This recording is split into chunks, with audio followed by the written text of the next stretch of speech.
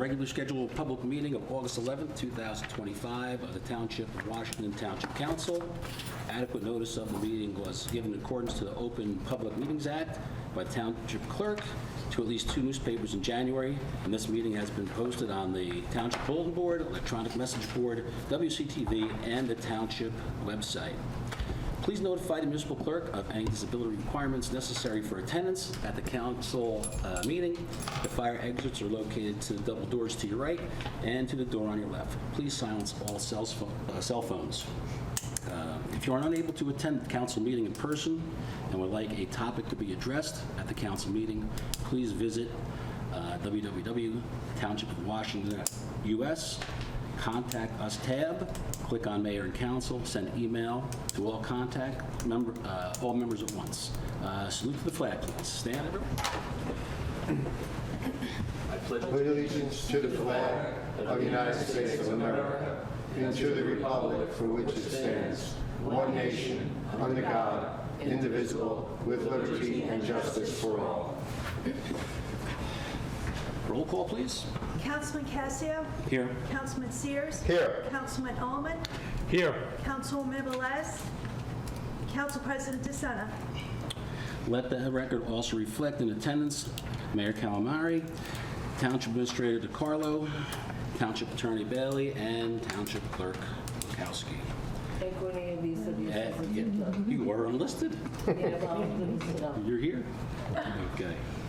Payment of bills. Resolution number 25-285, authorization payment of bills July 11th to August 7th, 2025. We have a motion. So moved. I just had one question. Second. Second. Roll call. No, not yet. You discuss? Just one quick question. On page 16 of the purchase order listing by PO number,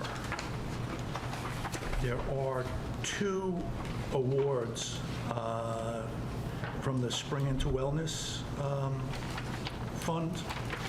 I was under the impression that 3 were awarded, and I'm just wondering, is that on the previous bill list, or is there a subsequent one? No, I don't want to steal the mayor's thunder, but I think the mayor was reporting this evening on the grant recipients. Yes, there are 3. However, one may not have made the list due to paperwork. No, I think all 3 are on there. Oh, are they? It's on a different sheet. Oh, Oh, I thought I went through it. My apologies. I'm pretty confident there isn't, but if there isn't, there is 3 recipients. yeah, I didn't, maybe one, I thought maybe they get their paperwork in, because even though they're recipients, they got to do a PO. Sure. No, it's on page 18. Oh, Third- all right. third PO. Apologies, I didn't No see it. problem. Thank you. Any other questions, Mike? That was it. Tom? Hold on one second, though. Sure. I'm not hearing anything here.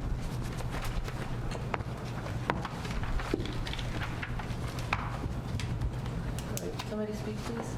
Hello, hello, testing. Hello, Sue. All right, we'll deal. It's working? No. No? That's right. Councilman Casio? Yes. Councilman Sears? Yes. Councilman Ullman?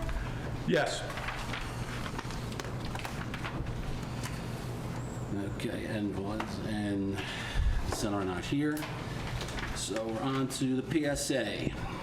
PSA for August 11th, 2025. The Township of Washington is launching its 3rd annual round of Our Town Hero Banner Program as a living tribute to our community to honor past and present members of the armed forces. Please visit our website for further information. Bergen County Chore helps seniors and those with disabilities remain safe in their homes by offering repair services and home maintenance. The Chore Volunteer Program perform a variety of jobs, including installing grab bars and wooden banisters, replacing outlets and switches, weather stripping, installing doorbells and locks, changing light bulbs and smoke alarm batteries. To schedule an appointment, please call 201-489-9456. Pursuant to NJSA 46:8-28, landlords are required to complete a landlord identification registration form for single-unit dwellings that are non-owner occupied. The complete form is to be filed in the office of the township clerk with a copy to be given to the tenant. As per ordinance number 20-03, all rental unit owners are required to complete a lead inspection application. Both forms are available on our website. A dedicated e-cycling container is now available year-round at the town hall through a partnership with Everval LLC. Is that what it is? E-Revival. E-Revival, a certified electronic company. Drop-off is available Tuesday from 7 a.m. to 3 p.m. and on Saturdays 9 a.m. to 1 p.m. at the by ecology permit only. Please note the yard is closed on Tuesdays during bulk pickup and leaf collection weeks. Please visit our website for full listing of acceptable items. The Kiwanis Club of Pascack Valley meet on the second Wednesday of each month at 6:30 p.m. at the Westwood Community Center. If anyone would like more information, please contact Paul Ralph Cardulli at 516-581-8319 or PascackValleyKiwanis@gmail.com.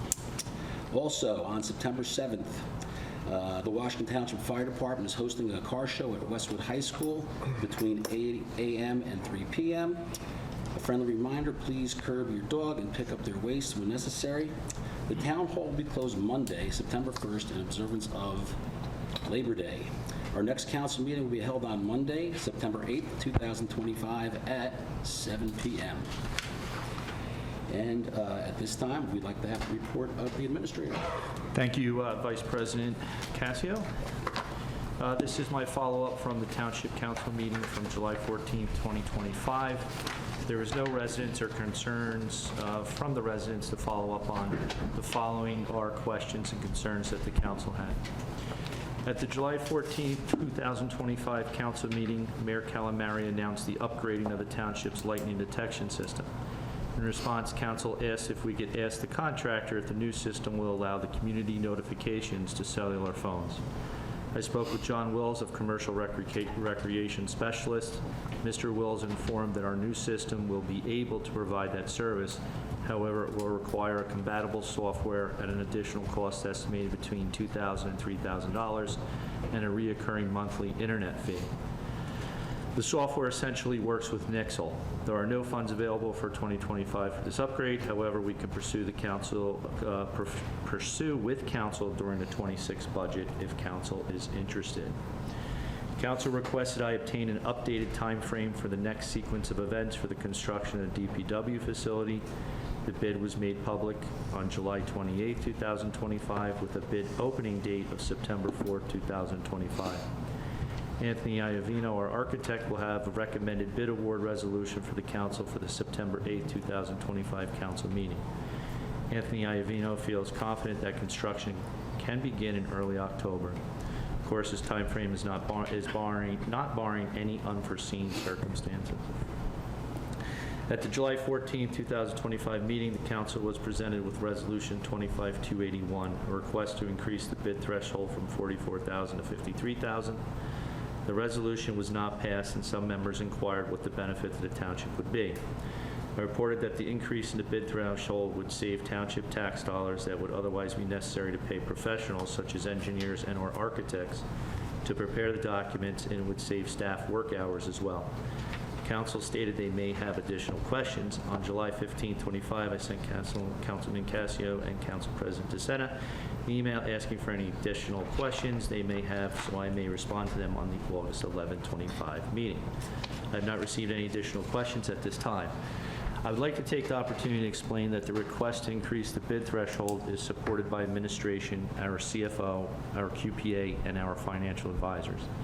I did make contact with our financial advisors, Lurch Vinci Bliss, who reiterated the same benefits of saving time and money by increasing the bid threshold. The Division of Local Government Services disseminated Local Finance Notice 2025-08 announcing the increase in the bid threshold. This notice was provided to council prior to the July 14, 2025 meeting. Pursuant to state law, the state treasurer, exercising her authority to do so, increased the bid threshold. This review is conducting every 5 years by the state treasurer. It is the Township Council's authority to adopt the increase in the bid threshold by way of passing the resolution. I respectfully request the Township Council to reconsider passing the resolution, which will be presented to the council on September 8, 2025. Councilman Sears and Council President DeSena conveyed concerns that heritage trees were cut down at the property of 182 Sussex Road without the proper permitting. I determined that the trees were taken down appropriately with a valid permit issued by the zoning officer and in accordance with the Township Code, Chapter 465, trees. I made this determination by reading Township Code, Chapter 465, reviewing aerial images of the property on Google Earth, reviewing the application submitted by the homeowner, talking with zoning officer Joe Sedekase, visiting property with Joe Sedekase, taking my own pictures of the property, speaking with the co-owner of All Season Tree Service, meeting the builder on site, and reviewing the supporting letter from All Seasons Tree Service, which company is registered with the State of New Jersey Board of Tree Experts, license number 816331. If WCTV can please put up slide 1. All 3 of the trees that were cut down were in fact heritage trees by definition in the Township Code. A heritage tree is a single trunk tree with a circumference of 38 inches or more. Multi-trunk tree with a circumference of 60 inches or more, or greater than 35 feet in height. The trees removed at 182 Sussex Road fit the definition of a heritage tree due to their height. The applicant properly identified the trees as heritage trees on the application, provided an aerial photo that identified the trees to be removed.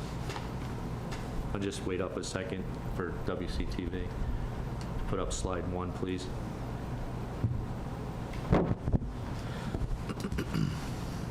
I'll move on.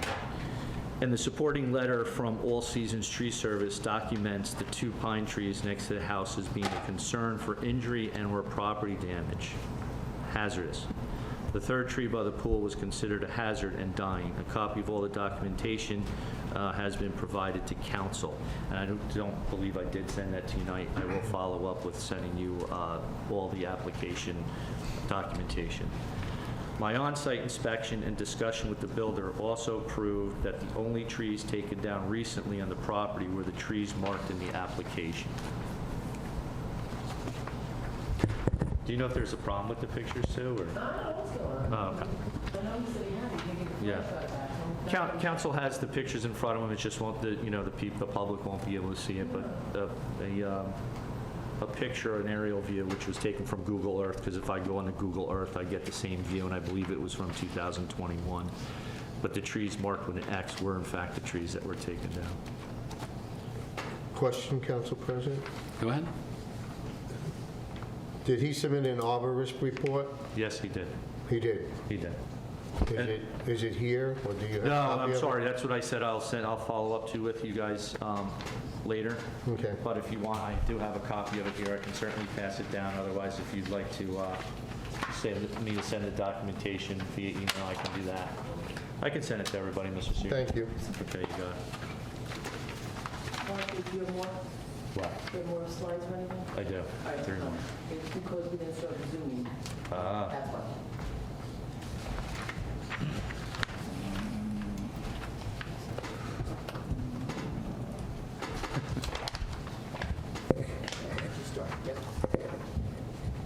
Lunch.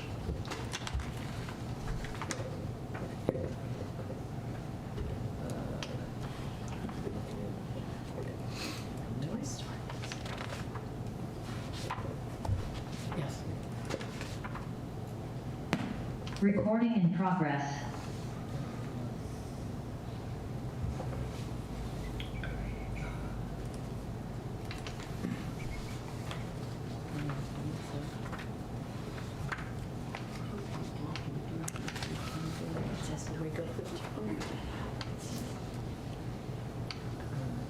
Sorry about the technical difficulties.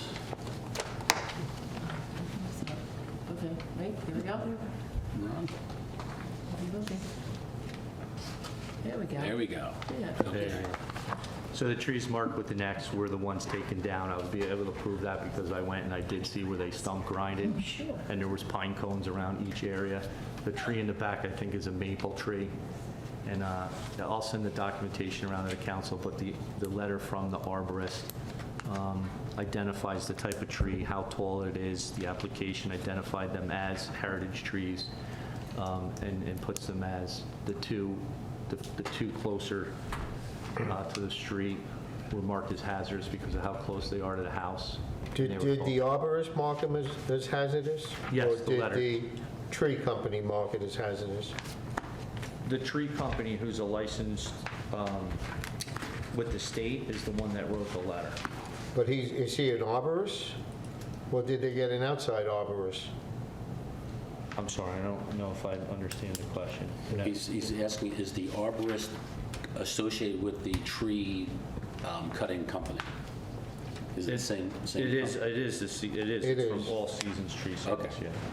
yeah.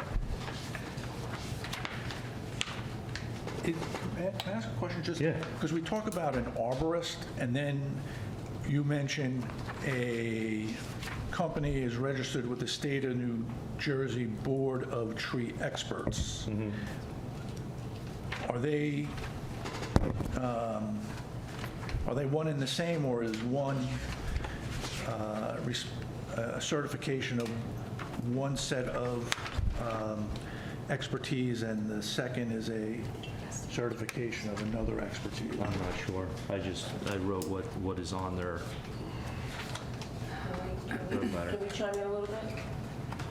When the tree vendors put their applications in, they have to supply to us their certification with the tree, as tree certified board of tree experts. So those are documents that come in through the state, that they are registered with the state at that level.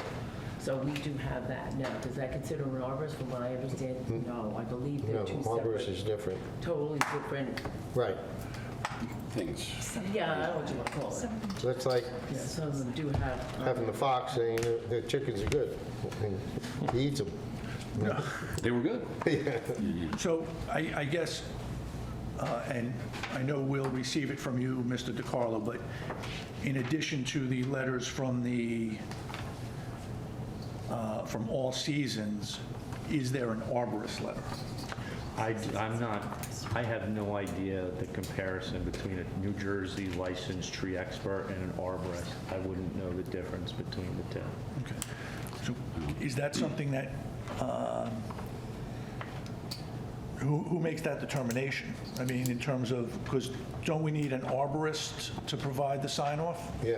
On the damage, on the dying trees and tree to come down. the ability to remove it? Yes. So who makes that determination? I would probably figure it might be the code official person. It's the zoning officer. He's the one that The zoning authorizes officer, the code permit, official? which was authorized, yeah. So can we ask him the Yeah, difference? Mr. Sedekase, yeah. Okay. Well, So can we ask Mr. Sedekase if, What are we ultimately trying to do?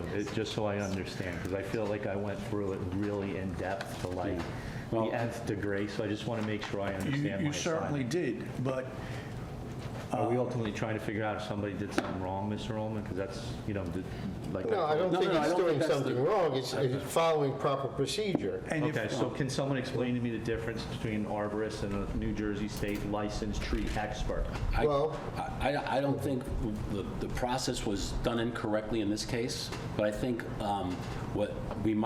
what I'm thinking is you have a tree company that has an arborist, so they have a vested interest to say, this tree might not be unsafe, right? So maybe in the future, if we go back to the tree ordinance, maybe we could put something that says we need an independent arborist, independent of the tree company, to say that, this tree is no good. I think that's a great idea, and you You know. have it before you this So evening that's, to make that. again, that's to make something we that might change. want to, Right, I mean, pursue. I don't, I think we can require the administrative side of this government to follow the ordinance as if it's written, not And- as how you would like it, Right. or someone would like it to read. So And then- tonight, the tree is right before you guys. Right, and, the thing is this, it was done, in this case, correctly, by Yeah. the book, okay? Yeah. But I think, no, that we brings to don't, light. we don't. We don't know that. I have to disagree Well, from what? Vice President Cassio. Okay. Because we don't know if an arborist signed off on this. In this case, we're unsure of the definition of the arborist and the certified tree. Well, So what would you like done? I mean, put the tree back together? I know that's silly, but what would ultimately happen here? Because I have an application that was filled out completely correct.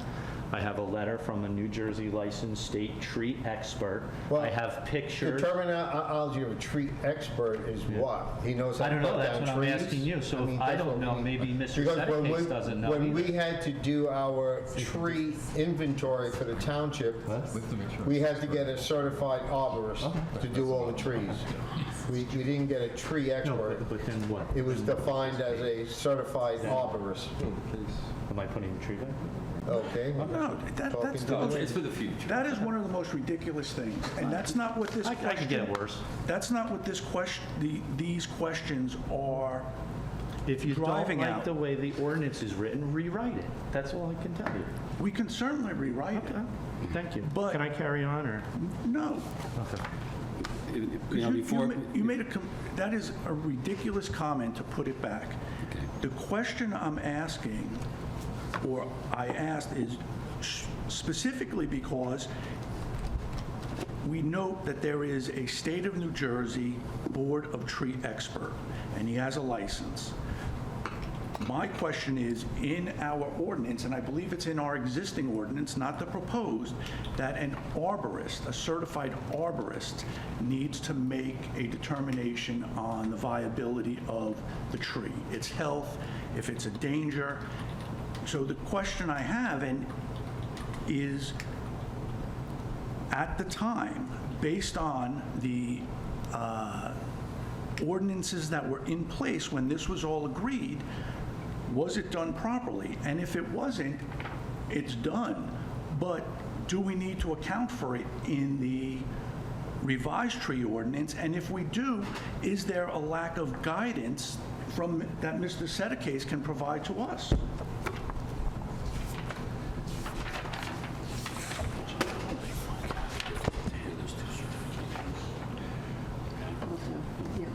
And that would be my comment on that, sir. So, Mr. Sears, any questions? No, we'll do more research. Yeah, I think we have to put a little bit more effort into finding out what these definitions are of an arborist and a registered tree expert in the state of New Jersey. If they're one and the same, they're different, if they can work with the company that's actually doing the cutting. So we have the tree ordinance in front of us. Let's, take a little time to get it done right. If it's not done correctly, we're going to find out the answers to those questions, Mr. Ullman, so we can, do it correctly from now on. Again, we cannot replace trees that have already been removed, but I want to make sure things are done as they should. Can I comment, sir? If I just Sure. brought up some information. In New Jersey, a licensed tree expert and a licensed tree care operator are distinct titles regulated by the New Jersey Board of Tree Experts. Both are arborists.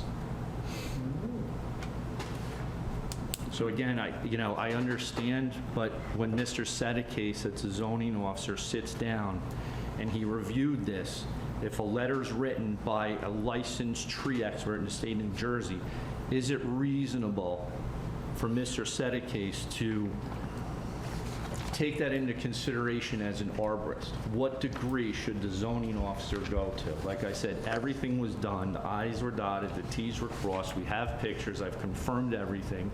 I spent an endless amount of time to now prove that they're one and the same, and again, it's not even a mistake, so I don't want to say he made a reasonable mistake. He made a reasonable judgment of how the ordinance is written and took it into consideration that a licensed New Jersey tree expert with a number that I even read out loud was considered either identical or the same or similar to what an arborist is, just because it didn't say the word arborist. So when we challenged in the beginning that those trees were heritage trees, we were told they were not.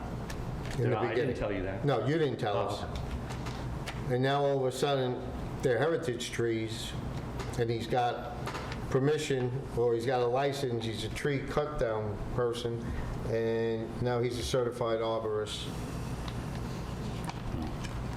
Again, if We'll have to look deeper into that, Again, Council you know, President. we have an opportunity to tighten up the ordinance if we don't like something. Yes. You know, and if we want to try and keep it more independent, because I see there could be a conflict of interest there with someone who is a tree removal person and someone who has arborist on their team.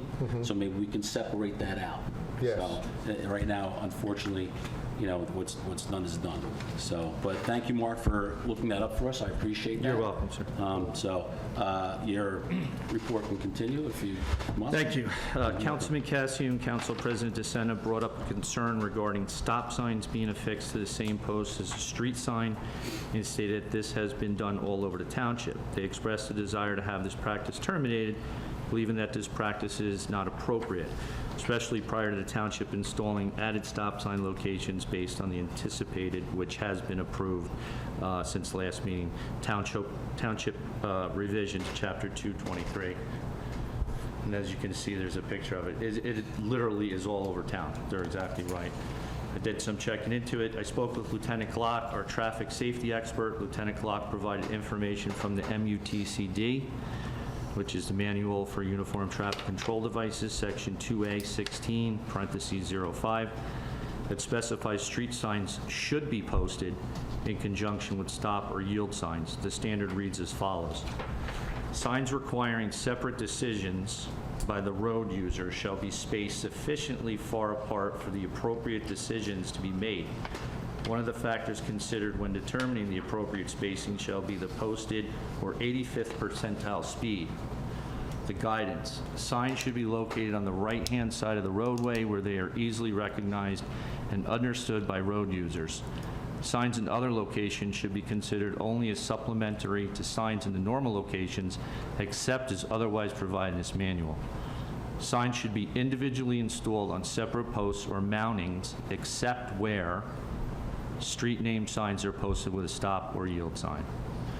It is a recommendation of the administration, police department, and our township engineers to leave the signs the way they are. This will align with the standard according to the MUTCD, and will save taxpayer dollars by not having to change all the existing signs and posts and not having to buy posts for the new stop signs, along with saving man hours. At our last meeting, we had a discussion regarding the forthcoming change order from 4 Cleanup, Inc.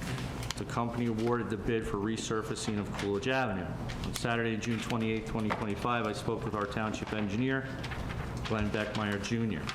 Mr. Beckmeyer Jr. explained to me that a change order would be necessary in order to account for needed upgrades to the storm inlet frames. I requested Mr. Beckmeyer Jr. to produce this request in writing, as I'll need to inform the council of the change order. Saturday, June 28, 2025 at 12:09 p.m., I received the following email from Glenn Beckmeyer Jr. Mark attaches a proposal to upgrade the 8 storm inlet frames, headpieces, and bicycle-safe grates on Coolidge Ave.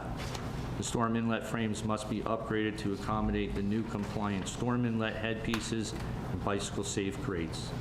The existing storm inlet frames are not compatible with the NJDEP required head braces. The proposal is for $16,300. This amount is still within the contingency allowance and will not increase the cost of the project. If you have any questions, please let me know.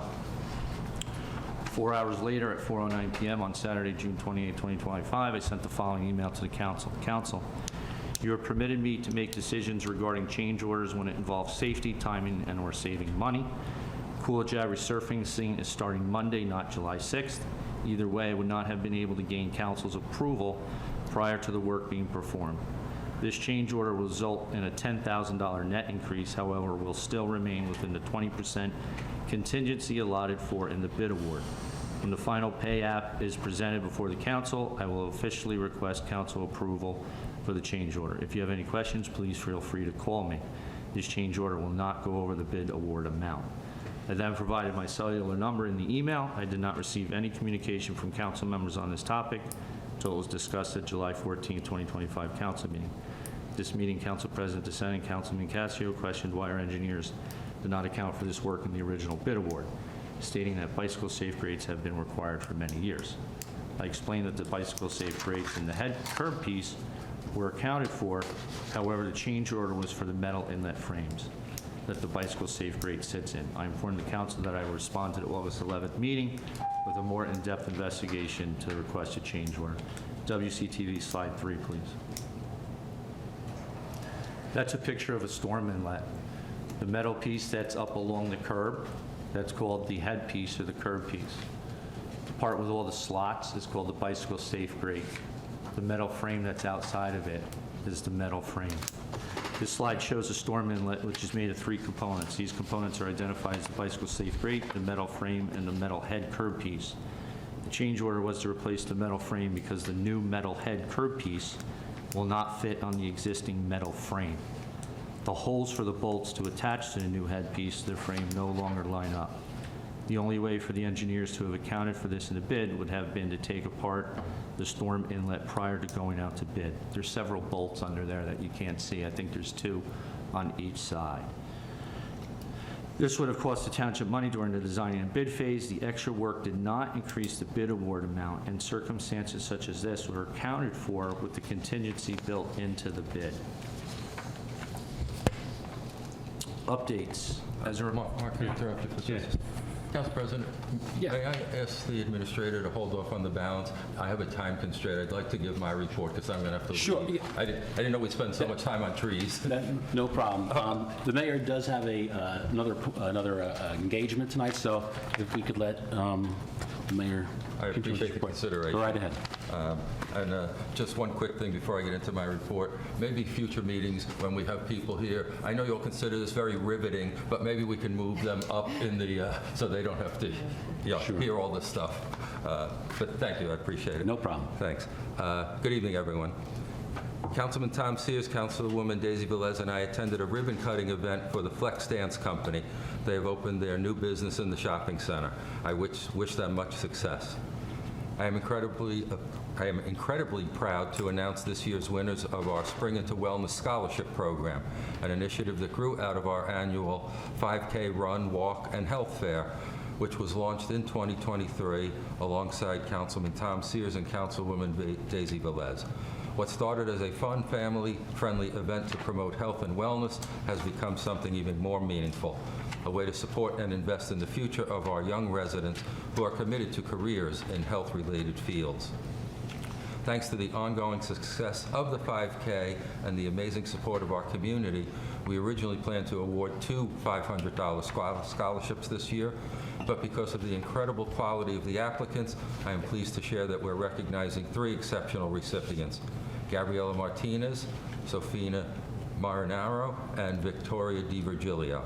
Each of these outstanding high school seniors, all proud residents of the Township of Washington, have shown a deep commitment to their education, their community, and their future in health and wellness. The new DPW facility project is now out to bid. This is another milestone in the process of getting our valued employees the building they deserve to conduct their operations from. For quite some time, the administrator and I have been researching additional recycling options that would not violate the terms of our existing agreement. I am now pleased to report that we have established a no-cost arrangement with our recycling hauler, Gator Recycling, to provide 2 dumpsters at Town Hall. These dumpsters are available for residents only who wish to dispose of their household recyclings outside of regular pickup schedule. An ecology permit sticker as well as standard separation rules still apply. Please continue to sort and flatten paper and cardboard from bottles, glass, and cans accordingly. Drop-off hours will align with those of the DPW facility for debris disposal, which are Tuesdays from 7 a.m. to 3 p.m. and Saturdays from 9 a.m. to 1 p.m. Again, thank you to Gator Recycling for their support in offering this added service to our community. Recreation news. The 2025 summer camp ended on Friday, August 1st. We have received a lot of positive feedback on the program. Thank you to Chris Pinto, the supervisors, and all the counselors for their hard work in caring for our children. The 2025 men's over 33 softball season has ended. Congratulations to Team Blue Steel on winning the championship. The teams were very pleased with the infield rehabilitation and the new benches in the dugouts. The 2025 Introduction to Cheer program starts Saturday, August 16th. Thank you to all those who volunteer to help with this program.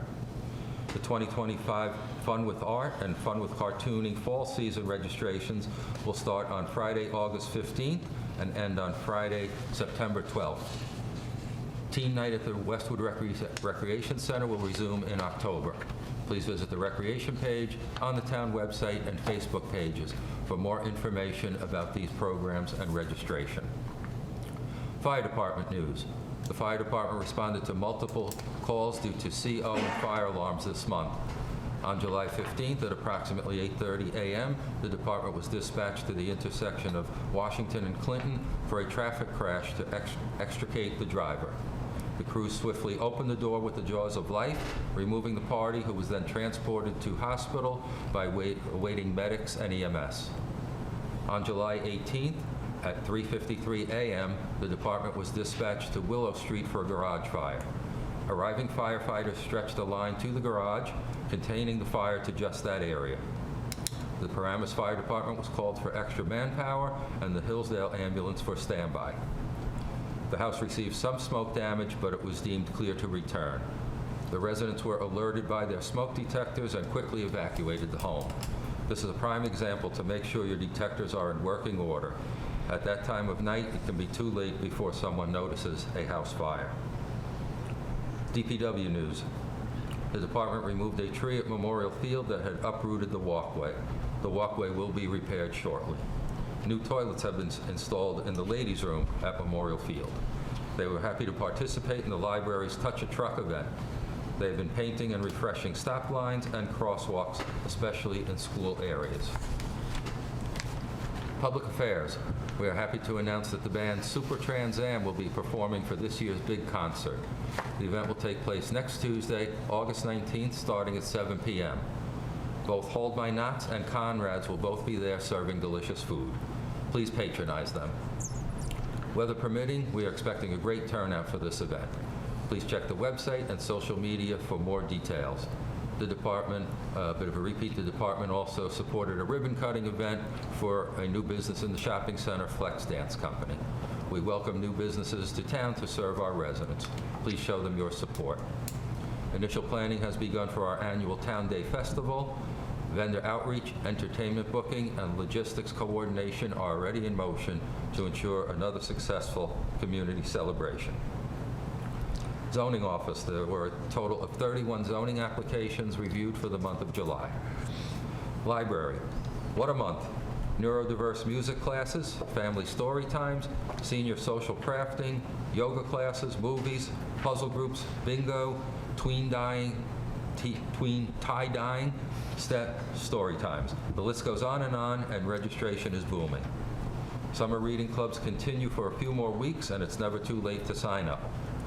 The shingle roof project was also finished this month, with great appreciation to the mayor and council for their support of the replacement.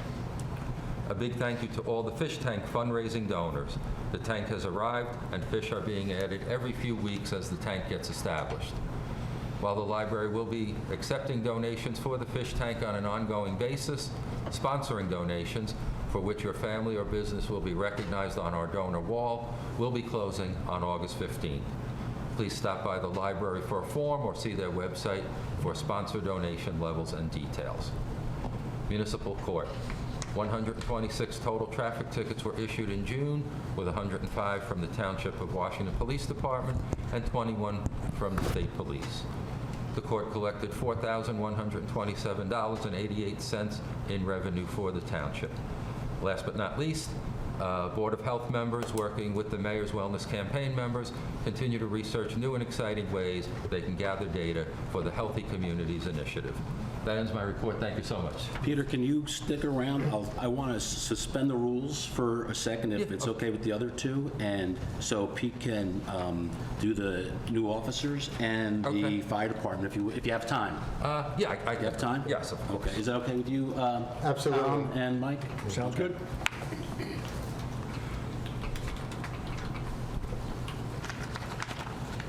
Okay, so am I reading the SLEOs? No. Okay. Well, you have the appointment papers in the yellow, if you Yes. want to do it that way. Yeah, thank you. Whichever way, is best for you. Yeah, thank you, I appreciate that. Of course. Okay. To Council President, in this case Council Vice President, and Council of the Township of Washington, please be advised that having received the recommendation and endorsement for appointment of the following people from the Director of Public Safety, I am hereby approving the following people to the offices listed below. Special Law Enforcement Officer, otherwise known as SLEO 1, Andrew Eckhart, with an effective date of August 31st. Special Law Enforcement Officer 3, Justin Bosch, effective date August 31st, 2025. SLEO 3, Vincent Montalbano III, effective date August 31st. Mr. Mayor, you said SLEO 3 or 2? These are 2s. It's 3 here. Okay, They're 2s. thank you. You're welcome. Justin and Vincent are 2s, and the rest, Brian, John, and Nicholas, are 3s. Okay, thank you for that. Nicholas Coppolicita, I'm hoping. So I'm assuming that's SLEO 2 instead of 3? SLEO 3. No, that's a No, he's a 3. Okay. John DiGeronimo, that I know is a 3. Brian Meltzer, 3. Yep. 3. Okay, I think hopefully I got them all. I apologize for the confusion.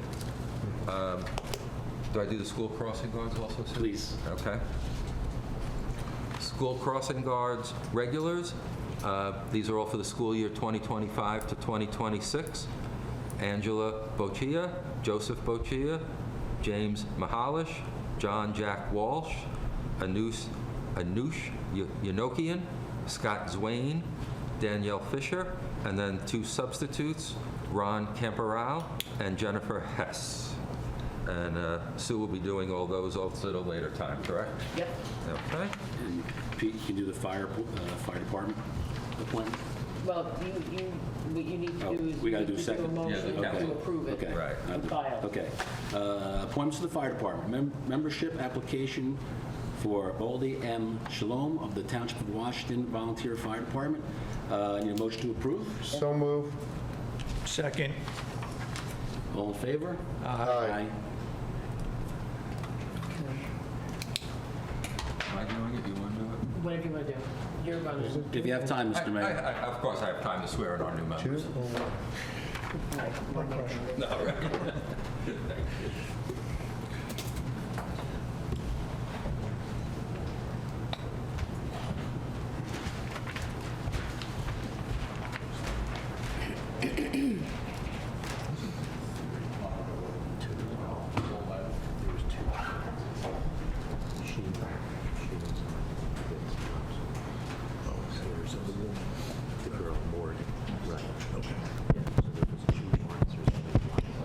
Left hand on the Bible, right hand in the air, right, Sue?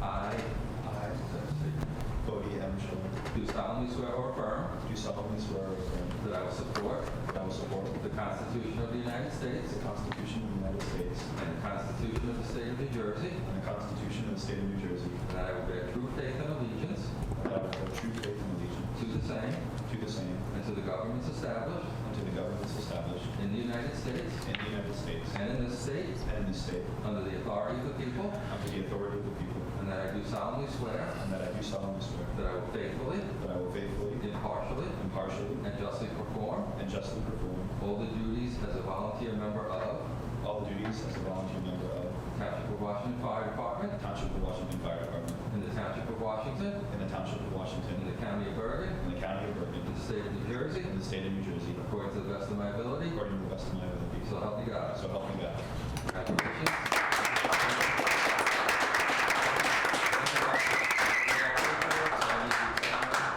Next.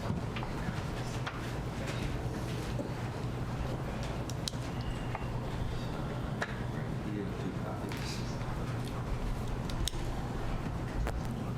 Oh, thank you so much.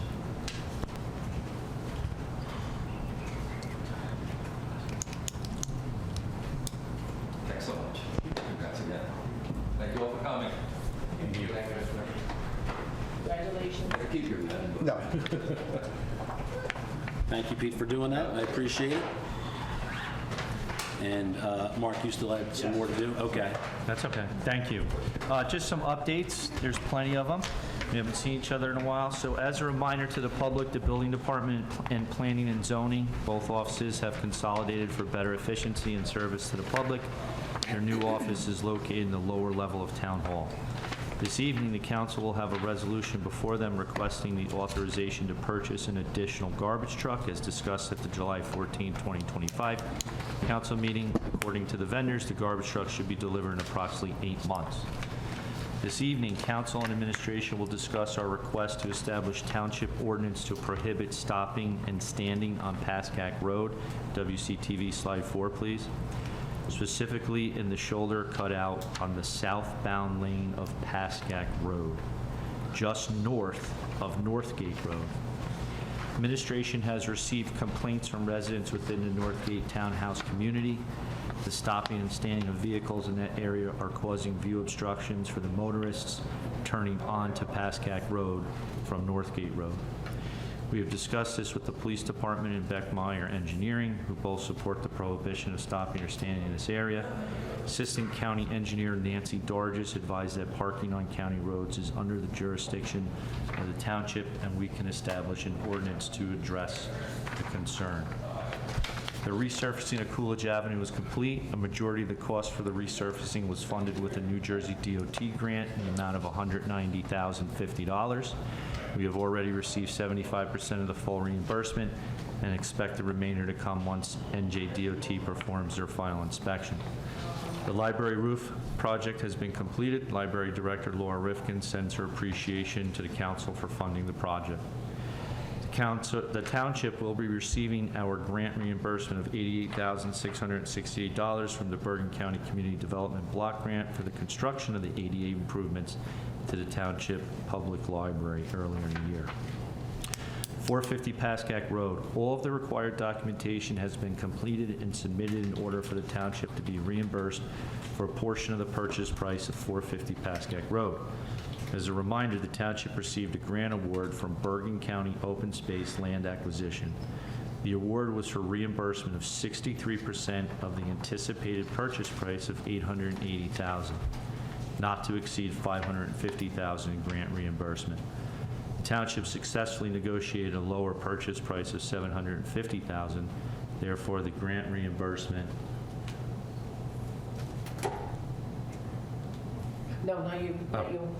The grant reimbursement will be for $472,500. The township benefited from negotiating the lower purchase price rather than receiving the full $550,000 grant reimbursement, which is $52,500 better. Currently, County Council is reviewing all the closing documents for reimbursement. The property will be deeded for recreational or passive recreational purposes as required when receiving the grant from BCOP Land Acquisition. The recreational use will be ultimately decided by the Mayor and Council. However, for the grant application, the Bergen County Open Space Board was presented with a passive recreational use consisting of a walking path, small parking area, and exercise stations along the path. The bid announcement for the 2025 road program will be advertised on Friday, August 15th. The roads to be resurfaced again are Bergen, Salem, Carriage, and Fern. During the analysis of the storm drains on these roads, it was discovered that some of the water drainage pipes on the east end of Bergen Avenue are undersized and also need repair in some spots. We are hoping that this improvement to the storm drain pipes will assist in reducing some of the flooding. Council Vice President, if I may request you to pull Resolution 25291 for individual discussion prior to voting on the purchase of the ALPRs. 25291, the license plate? Yes. And then my last update is on June 23rd, 2025, Council approved Resolution 25261 for the fencing project at Memorial Clark and Sherry Field.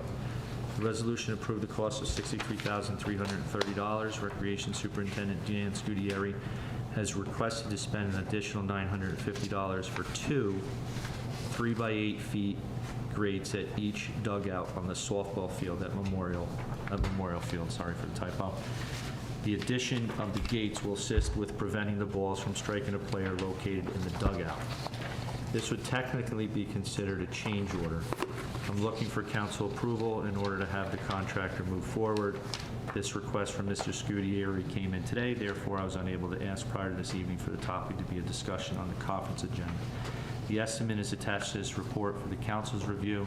The capital project was approved for $85,000, and there are plenty of funds available in the account line. And thank you, Vice President Cascio. That's the conclusion of my report. Again, I'm trying to just sneak that in there. I don't know if that counts as a discussion or, you know. How about we can discuss it during current business? I'll just Perfect. add it under miscellaneous. Thank you, I appreciate Under that. C, if that's okay with my fellow councilman? Is that Fine. okay? Yes. Okay. What was it? It's gates?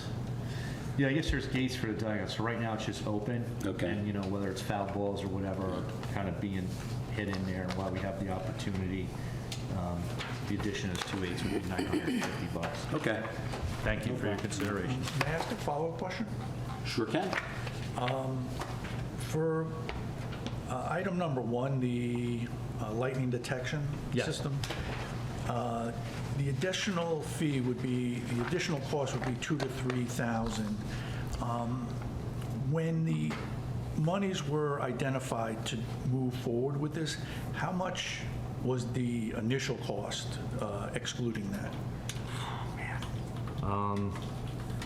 Again, my disclaimer is always, don't hold me to it, but I want to say it was around $20,000. Okay. And I'll follow up, but is it possible to find out which line that is coming out of? Yeah, it came out of a couple. Okay. I split it between, you know, a couple lines, but yes. Okay. I can send you a copy of the purchase order. Okay. The second is the bid that went out. I haven't gone on the website to pull it down, but did that include all the site work as well? Is it a all-inclusive bid? DPW? Yes. Yeah.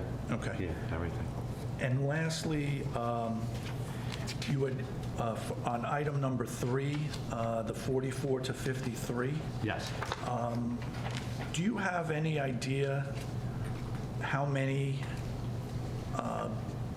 bids or how many expenses we've incurred in the past year or 2 years that would have been captured had we gone to 53? Most likely, well, most of the time, if it's a large purchase, it's going to involve an engineer, architect, anyway. These are more for those like middle ground purchases that are, you know, just at the bid award or not. So it's going to be staff time that I probably couldn't put a price on. Okay. But in some circumstances, it might be in that range, and we might need an engineer to do it if our QPA is unable to do it. Okay, thank you. Report of the council. Mr. Sears. Yes, I will keep this brief. I have 2 items.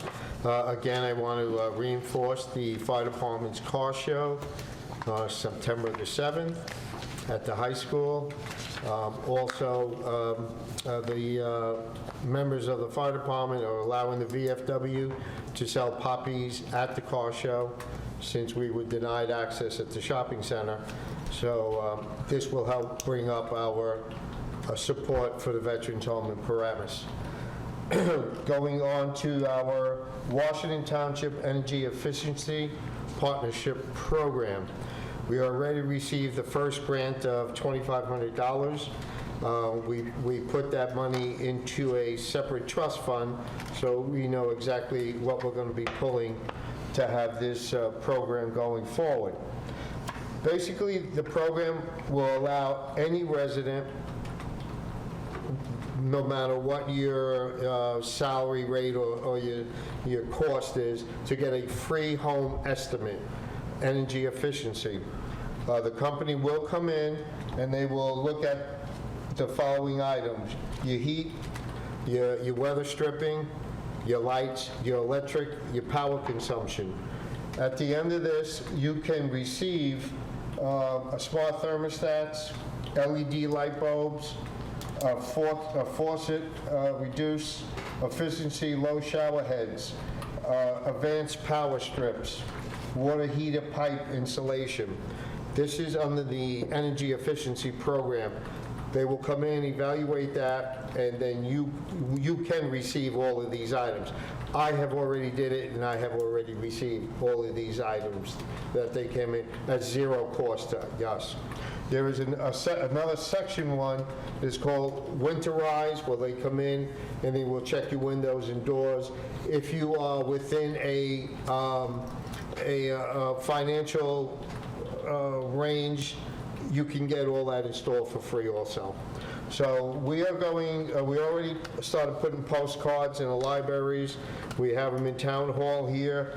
There'll be a letter out. Everybody, matter of fact, the card's up there now on the, you will call the number, and they will send out a crew that will, a person that will evaluate your house and give you all the updates.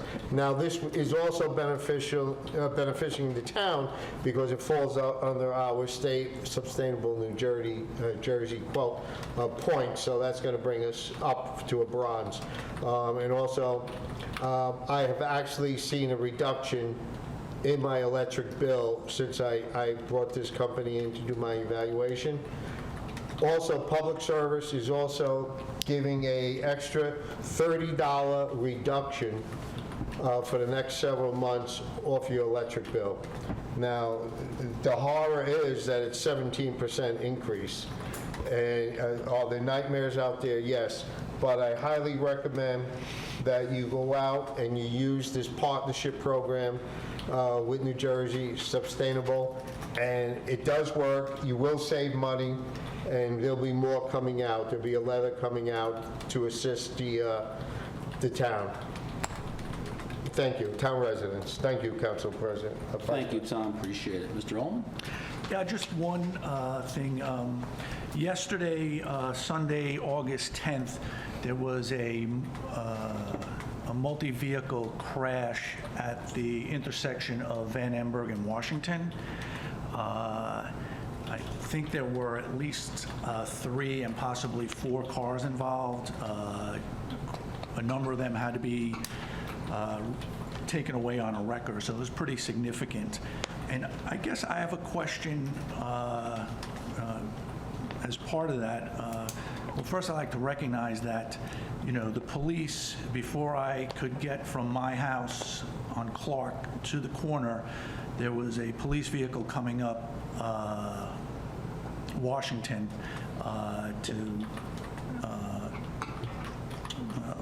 to respond to the crash. So it was minutes, if that. There was also a response from the fire department, Westwood ambulance, as well as the Bergen County ambulance. And I guess my question that I had to ask of the administration is, one, do we know if the Washington Township ambulance was on duty yesterday at that time? And can we find that out? And if they did respond, I mean, it was a little chaotic at the site, so I may have missed their response. And the second, and I'll email you, Mr. DiCarlo, because I have a question on the response from the police department, and I think it goes to their procedures and staffing. So I'd like to address it offline to you if I could get a response to a question when it's asked. And that's it for my update. What time was the accident? A little after noon. It was like 1 o'clock maybe. There's a pretty big response. Thank you, Mr. Ullman. My report is real brief. I'm glad everyone survived the great earthquake of Washington Township of 2025. I know there's a lot of calls probably went to the police department, and I know that they responded appropriately, and I do appreciate that. And hopefully we don't have any more. It seems like we're getting some aftershocks everywhere in Bergen County these days. And I understand a lot of people are a little upset because they call it the Great Hillsdale Earthquake, but I think that's because of the confusion of the 7 Washington Townships in the state of New Jersey. So That being said, let's move on to the approval of minutes. We're going to approve a bunch of these all at once. So the approval of the budget meeting for March 25, 2024, budget meeting March 26, 2024, the regular meeting, October 7th, 2024, conference meeting, October 7th, 2024, regular meeting, October 21st, 2024, conference meeting, October 21st, 24, regular meeting, November 12th, 2024, and conference meeting, November 12th, 2024. Do I have a motion? So moved. Second. Roll call, please. Councilman Casio? Yes. Councilman Sears? Yes. Councilman Allman? Yes. Okay. Then we have two other meetings that I think I have to abstain from, and Mr. Ullman does, so we'll do the first one. Regular meeting of December 2nd, 2024, and conference meeting of December 2nd, 2024. Roll call, please. By motion? So moved. Motion. Motion. A motion. Second. Councilman Sears? Yes. Councilman Allman? Yes. I abstain. Right. Okay. And approval for the regular meeting of December 16th, 2024, and conference meeting of December 16th, 2024. Motion. Motion? Second? Councilman Casio? Yes? Councilman Sears? Yes. Councilman Allman will Abstain. Okay. All right, at this time, we have the public comment. It's limited to 5 minutes. I need a motion to open up the public comment. So moved. Second. All in favor? Aye. Okay. Anyone in the audience? Seeing no hands, I would make a motion to close the public comment. So moved. Second. All in favor? Aye. Aye, okay. Ordinances tonight, adoption of second reading, none. Introduction of first reading. We have one ordinance, number 25-17, an ordinance amending Chapter 360, Article 7, entitled Abandoned Properties of the Ordinance of the Township of Washington. Motion to introduce and pass ordinance number 25-17 at first reading by title. I need a motion. So moved. Second. Councilman Casio? Yes? Councilman Sears? Oh, you want We to have discuss? Sure, of course. It's okay. I know it's, very excited tonight. What's the genesis of this discussion or change? Do we have a problem with abandon or? Councilman Ullman, I believe this was on the agenda for the conference at the last meeting, and you might not have been there. So, Yeah, we waited. at the time, I briefly explained that there are a few changes here as we went through this ordinance. One of them was to formally designate the code enforcement official as the public officer. It aligns it with the statute, sorry. Okay, no, so, no, go ahead. Okay, and the second change is to bring the town clerk into more of the administrative functions to better assist with compliance with some of the statutory notices and fee collection. Okay. So those are really the only changes to It's the mostly the notifications, right, with the clerk? Yeah, because if you want to carry through enforcement as a town, you really have to make sure your i's are dotted and t's are crossed, and the clerk is in the best position to make sure that happens. And who's doing this now? The public officer, which is the code enforcement official, is the designated. He is still, to keep it consistent again with the statute, but it's really having the public officer work in concert, but still be the designated responsible party, so to speak, but work in concert with the town clerk, and to authorize that by ordinance. It's really notifications, right? Is that what the... And fee collections, yes. Yeah. Yeah, provide the certified mailings, notify, do the newspaper publications or the online newspaper publications, as the case may be. Ms. Witkowski, Yes? may I ask, have you reviewed this ordinance? Yes, in fact, the administration, the attorney, and myself, and the code enforcement officer have been really working on this since early spring. And we kind of went through it and pulled it apart to see what was in the ordinance and what needed to be clarified. And are you comfortable that the staffing level of the clerk's office can perform this function? Yes. And do you have any concerns the way this is written? I don't think so.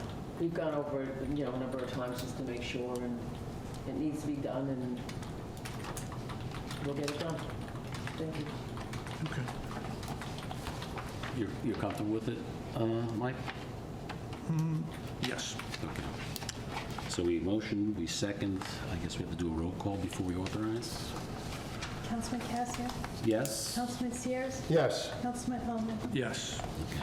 Resolution number 25-286, authorizing publication of ordinance number 25-17 and schedule public hearing. I need a motion. Motion. I'll second that. Councilman Cassia? Yes? Councilman Sears? Yes. Councilman Ullman? Yes. Okay. Moving on to resolutions and consent agenda. The following items have been determined to have the unanimous consent of the council and will be enacted in one motion. Should any item require independent consideration, any council member may have such item removed from the consent agenda. Does anyone have any resolutions that you'd like removed to Yes, discuss? 25-287. 25-287. Anything else, Tom? Got 291. The 291 we took off as requested of Mark, and 288 and 290. 288 and 290. Okay, so that leaves us with Resolution 25-289. Authorized purchase of new garbage truck from Sanitation Equipment Corp. and Hudson County Motors in an amount not to exceed $334,411.04. And then you have 292 Is there another one I missed? Oh, I'm sorry, I didn't see that on the next page. And resolution number 25-292, authorize disposal of surplus property by auction on Gov Deals. I need a motion to approve. So move to approve. Second that. Roll call, please. Councilman Cassia? Yes? Councilman Sears? Yes. Councilman Ullman? Yes. Okay, so I can do one resolution for all the ones that we didn't, one at a time? Okay. So I need a motion to discuss resolution number 25-287, authorize Washington Estate Holdings LLC Gora Place Performance Guarantee Reduction. Do I have a motion? So move. I will second that. Discussion? Yes, Council Vice President. Mr. Allman, you may know a little bit more about this. This is the development that's on the side of the mountain, Gorga Place? Correct. Correct. Okay. There's a couple of issues with this. Is why are we reducing his bond when there's actually no houses have been constructed on that property yet? Number two is why are we only allowing a 2-year maintenance guarantee? Shouldn't it be a lot longer, considering there's nothing going on this side of this construction? And who negotiated the agreements with, I believe, unless it was Mr. Angelina that negotiated these escrow reductions? I just find it's kind of premature to reduce all these when nothing has been constructed up there on that hill, except maybe some pipe laying work. Mark, can you shed some light on this issue? Sir, I didn't have anything. I would defer So- to Ms. Bailey. Yeah, so I could maybe hopefully shed some light on it. Anytime a project is approved, performance and maintenance guarantees are prepared and approved by the project engineer, or the board engineer. And those are placed in certain, once certain improvements are made, the applicant is permitted to and is entitled by statute to make an application for reduction in, we'll first start with the performance bond, is what we're talking about here. Our board engineer has inspected all of the improvements for which application for reduction has been made, has certified that all of those improvements that relate to that reduction have in fact been satisfactorily completed, and what remains, the work that remains relates to the balance of the performance bond. In terms of the maintenance bond, again, that's governed by statute. That's a 2-year maximum. Okay. So that's the answer to that. All right. So Mr. Azzolina has certified that all of the work that relates to the requested reduction, the applicant is entitled to that reduction based upon his inspection and sign-off. So then I'm assuming that Mr. Angelino went out and tested all this pipe laying or whatever the construction involved with this project? He performed whatever inspections he deemed in his professional judgment he needed to make this recommendation and pass on them. Also, there's an addition that they had to cut down some trees alongside of this. Where was that? Along the road. They did some road work, and now they have to, were these trees added to the amount of trees that, here it is, the maintenance township sum of $350 equal to 24. Will he be putting that money into the tree trust fund, I assume? Yes, that's one of the conditions, number 3, after the resolved paragraph on page 2, I believe. Payment paragraph 3, item 2, payment by developer to the township in the amount of $2,450 for deposit into the tree replacement fund. I believe we increased that tree from 350 to 400. That ordinance has not been passed. We're talking about it tonight still. Try. All right. Nice try. You want to hold off? Mr. Azzolina, if I'm not mistaken, presented this at a recent planning board. He did. He did. All right. All right. Thank you, Michael. So I'm going to ask for a motion for Resolution 25-287. Oh, want to take a roll call? Councilman Casio? Yes. Councilman Sears? Yes. Councilman Holman? Yes. Okay. Moving on to Resolution 25-288, authorizing entry into the mutual general release and stipulation of settlement with Lance Construction Services, LLC. Any motion? So moved. Second. Okay. Discussion? Yeah, so I know you went into closed session last week, and I'm assuming this is the result of those discussions? Yes, I was directed to enter into this agreement, which results in the dismissal of the complaint by the construction company against the township for contribution of an unpaid construction bill. Once this is approved, or can it be discussed now in public? Or, Do you want to If you would like to discuss it, I would suggest we do that in closed. So, would you mind suspending the rules, gentlemen, to bring that back in the closed? If you want to discuss it, Mike, we'll discuss it in closed. If you want to do so. well, so are you comfortable with the I am discussion? comfortable with it, yes. Mr. Sears? Yes. Okay. I'll follow up, but no need. Roll call, please.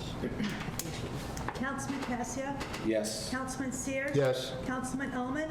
Yes. Okay. Moving on to resolution number 25-290, authorize tax collector to cancel current tax liability and all future property tax bills. Motion. So moved. Second. Okay. Discussion. This is 290? 290, yep. So I guess my question is, Do they have any current tax liabilities? Yes, this is the, relating to the purchase of 450 Pascack. And when we closed on it, it's obviously we closed before tonight. So the tax liability keeps running until, So, but this is for current period? Yes. Are there prior period? no, we collected everything current as to closing and credited the township for anything. We made those adjustments as of closing date and anything that continued to run before tonight when the township owns the property is being canceled, because Okay. yeah, Understood, thank you. got it. Roll, please. Councilman Casio? Yes? Councilman Sears? Yes. Councilman Ullman? Yes. Okay. Mark, 291, you want pulled for a future discussion sometime else? You want to just discuss it? Oh, it'll be quick. Just before you vote on it, I want to make sure the council's fully informed as to what they're voting Okay, on. let me just open it up for discussion. So, resolution number 25-291, authorize purchase of automatic license plate readers and video cameras from GTBM, Inc., in the amount not to exceed $98,527.10. So moved. Second. Second. Thank you. Before I go into that, I just want to let the council know Mr. Ullman's question. I was able to communicate with the captain of the first aid squad, and they were not on duty Sunday at that time. Bergen County was covering that. Okay, thank you. All right, thank you. So if you remember back during the capital approval process, this project was approved for $100,000. It is coming in slightly under. What I wanted council to be fully aware of before we do this project, because it wasn't really discussed during the capital, is that I was able to determine that there's going to be an approximate reoccurring yearly fee to have this project. So what will have to be reoccurring is the monthly SIM cards, right? So every location where one of these ALPRs is going to need a SIM card. We haven't gotten the price yet, but it could range anywhere from $20 to maybe up to $50 times 3. So the worst case scenario is it could be up to $150 a month for the SIM cards, which would be $1,800. And then the software, the Vigilante software that is at each location for each camera totals up to just under $7,000. So the software is included in the first year package of this project. So we wouldn't, let's say this gets installed by November 1st, and the worst case scenario is it's $150 per month. I have in the budget this year where I can sneak in and find $300 for the SIM cards. Starting in January, again, worst case scenario would be $150 a month for the internet at those locations. And then about the same time next year, November, we're going to get a bill to renew that software, those programs, which is just under $7,000. So I just wanted the council to know that in doing this, we're going to have to request an addition to next year's budget to account for this reoccurring bills. Okay, so was that relayed to you when you first looked at this system? It wasn't. It definitely wasn't talked about with council. It was relayed to you and the police? I'm sorry? It was relayed to you and the police? It wasn't, because when I was going through the proposals, and because I wanted to make sure, okay, is there electrical work? Who's going to pay for that? We found out the county does. There's no expense. Again, just being a little bit familiar with this, we wanted to make sure there wasn't. So that's when I got a hold of the vendor the other day and discussing it with the chief and the captain. They were unaware that there was going to be a yearly software renewal. We were kind of certain there was going to be the internet, but it was not identified until I clarified it with the contractor the other day. So again, I don't want you to blindly vote yes. I mean, we hope that you still do, because it's a very valuable device. But we want you to know it's going to come with, So it's about a $10,000 yearly. about $8,800. It sounds better than $10,000. Okay, so I round up, you round it down, so call 9. Okay.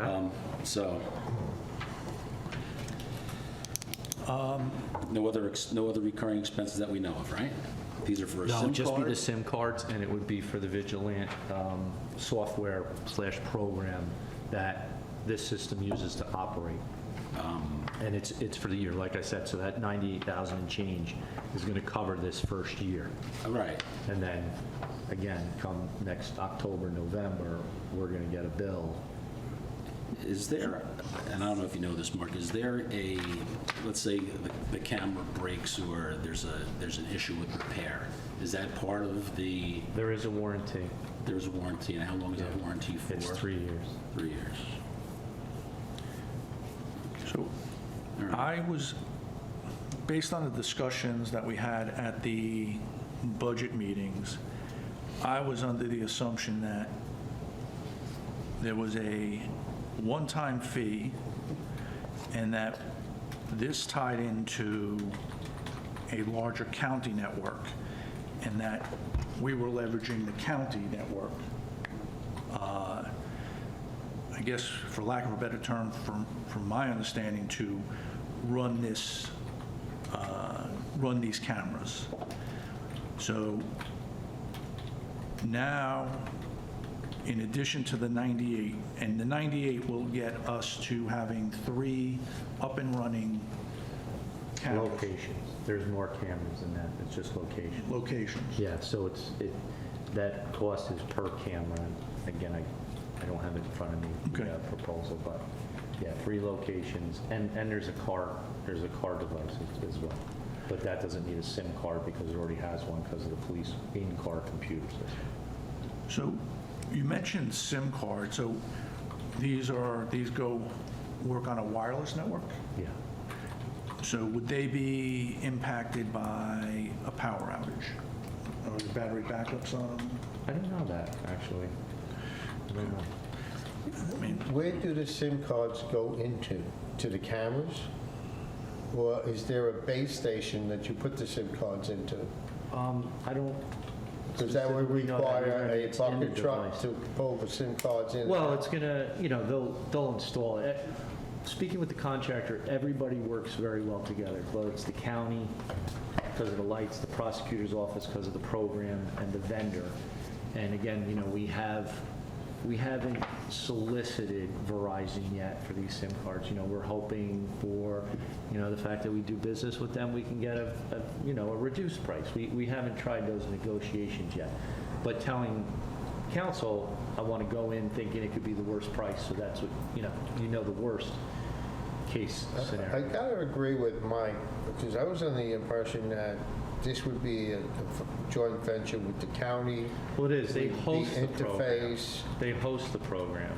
But we would have to, I think they host the information might be a better way of explaining that. They host the information. But it's our responsibility as the ones purchasing it to keep up, the Vigilant program. and how long is our contract for the Vigilant program? Well, with the purchase, we get 1 year of the software. And then the 7,000, the estimate of 7,000, is that guaranteed for a year, or is that guaranteed, is 20 years? I mean, because we know that 7,000 in year 1 might be 7,500 in year 2 and 8,000 in year 3. and- Yeah, I have to admit, I didn't specifically ask that. I just, he told me this is what the price would be next year, but I didn't specifically ask, can you guarantee? It's a good question. I didn't ask that. Well,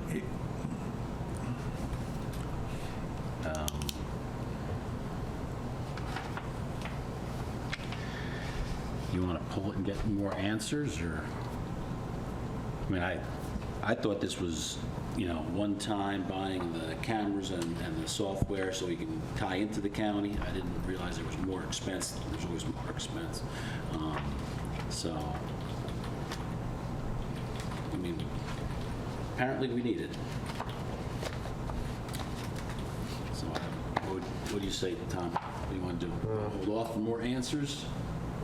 I agree with you, we need it, because I'm just thinking about the amount of growth that's going to be coming through this town with the building all around us. We got exit to 17, we got exit to the Parkway, and we are, I hate to say a prime target, but we do need it. I did not know about the yearly cost fees, but I will venture to say I would go with it. Mr. Ullman? I'd go with it. Okay. So, you know, it's unfortunately, it's the cost of doing business.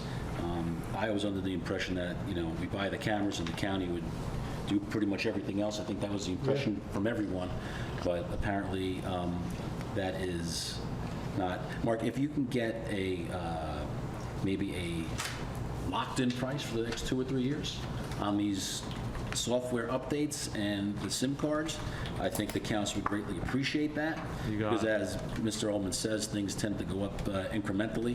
You know, one day the price of eggs is $1, then it's $1.50, then $3, and $10. So I'd appreciate it. So, roll call, please. Councilman Casio? Yes. Councilman Sears? Yes. Councilman Ullman? Yes. Okay. So If I can just express a thank you for behalf of the administration and the police department, and I wish I could have had that information back then. But luckily, at least I was able to get it to you tonight. Okay, it's okay, Mark. I understand how, you know, sometimes you don't think of those things until after the Yeah, fact, and absolutely. I get it. All right, so motion to go to the conference agenda? So move. I'll second it. All in favor? Aye. Okay. Next meeting of the Township Council will be on Monday, September 8th, 2025, beginning at 7 p.m. Sign up for Nixle. Text 07676 to 888-777. Key code is TWP Bergen at www.townshipbergen, Township of Washington.us. Hello. Good morning. Okay. Anyone want to take a break? Yes. Okay, we're going to take a 5-minute break, and we'll return and go on to the next part of the fun time.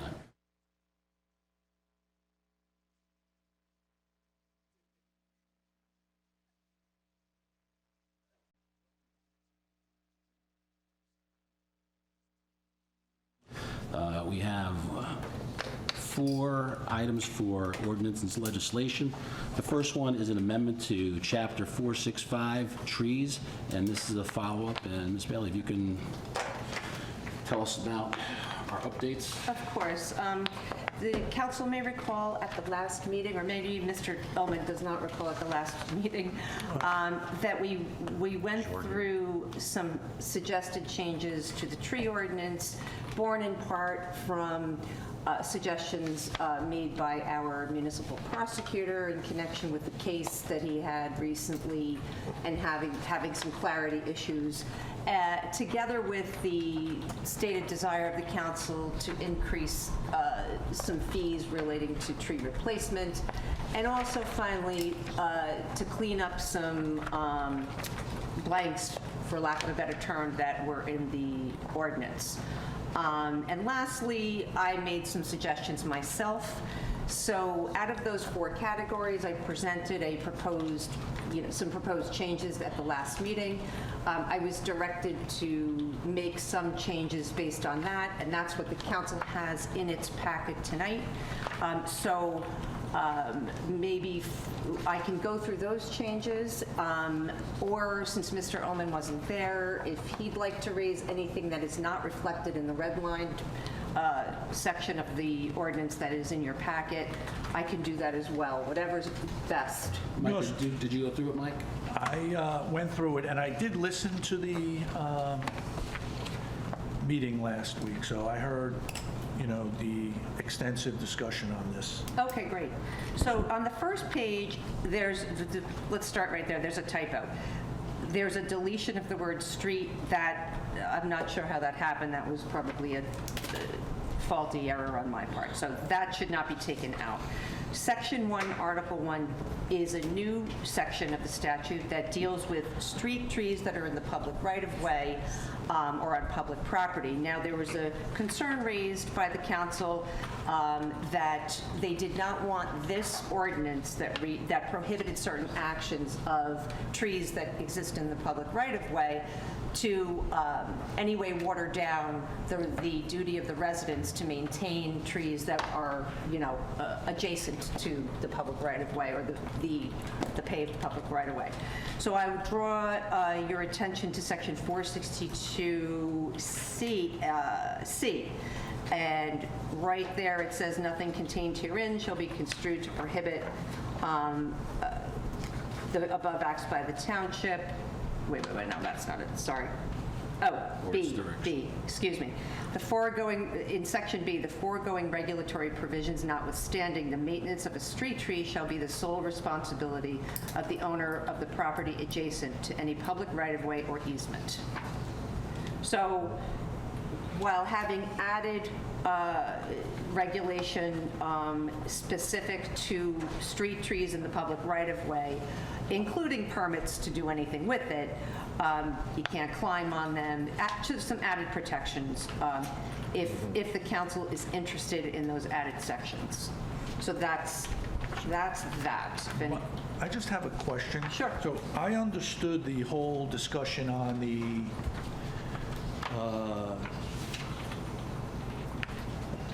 trees that are planted between the curb line and the property line, for lack of a better term, and that, it has been the township's historical opinion that they are the responsibility of the property owner. I guess my question, when you talk about an easement, to me that is a much broader, I guess, definition. What would constitute an easement? Well,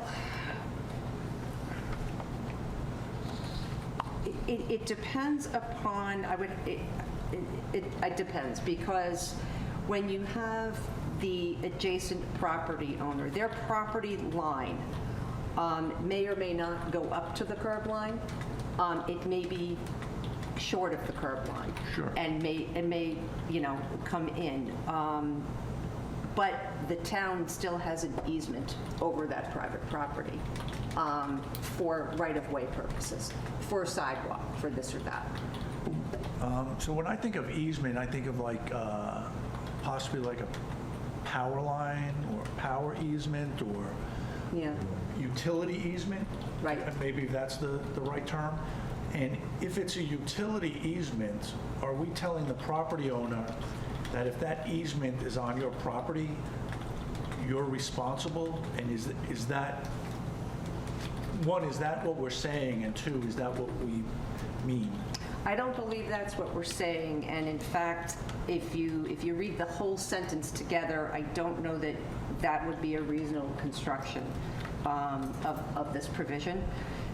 So if we go back to the beginning, the foregoing regulatory provisions notwithstanding, the maintenance of a street tree shall be the sole responsibility of the owner of the property adjacent to any public right-of-way or easement. So any public right-of-way or easement, however you want to characterize that public right-of-way, whether it's by easement or fee, it's the public right-of-way. It's not a utility. There are many different types of easements, Sure. utility, all of that. But I think that this type of easement is limited by that language, public right-of-way or easement, the way it's, the way it's drafted. I mean, certainly everything can be clearer. If one person has a question about it, maybe that's cause enough. I don't see that construction that you are attributing, but that doesn't mean anything. That could mean somebody else, a zoning officer may agree with you. I could certainly clarify that. And do these definitions, the way we're defining it here, Yeah.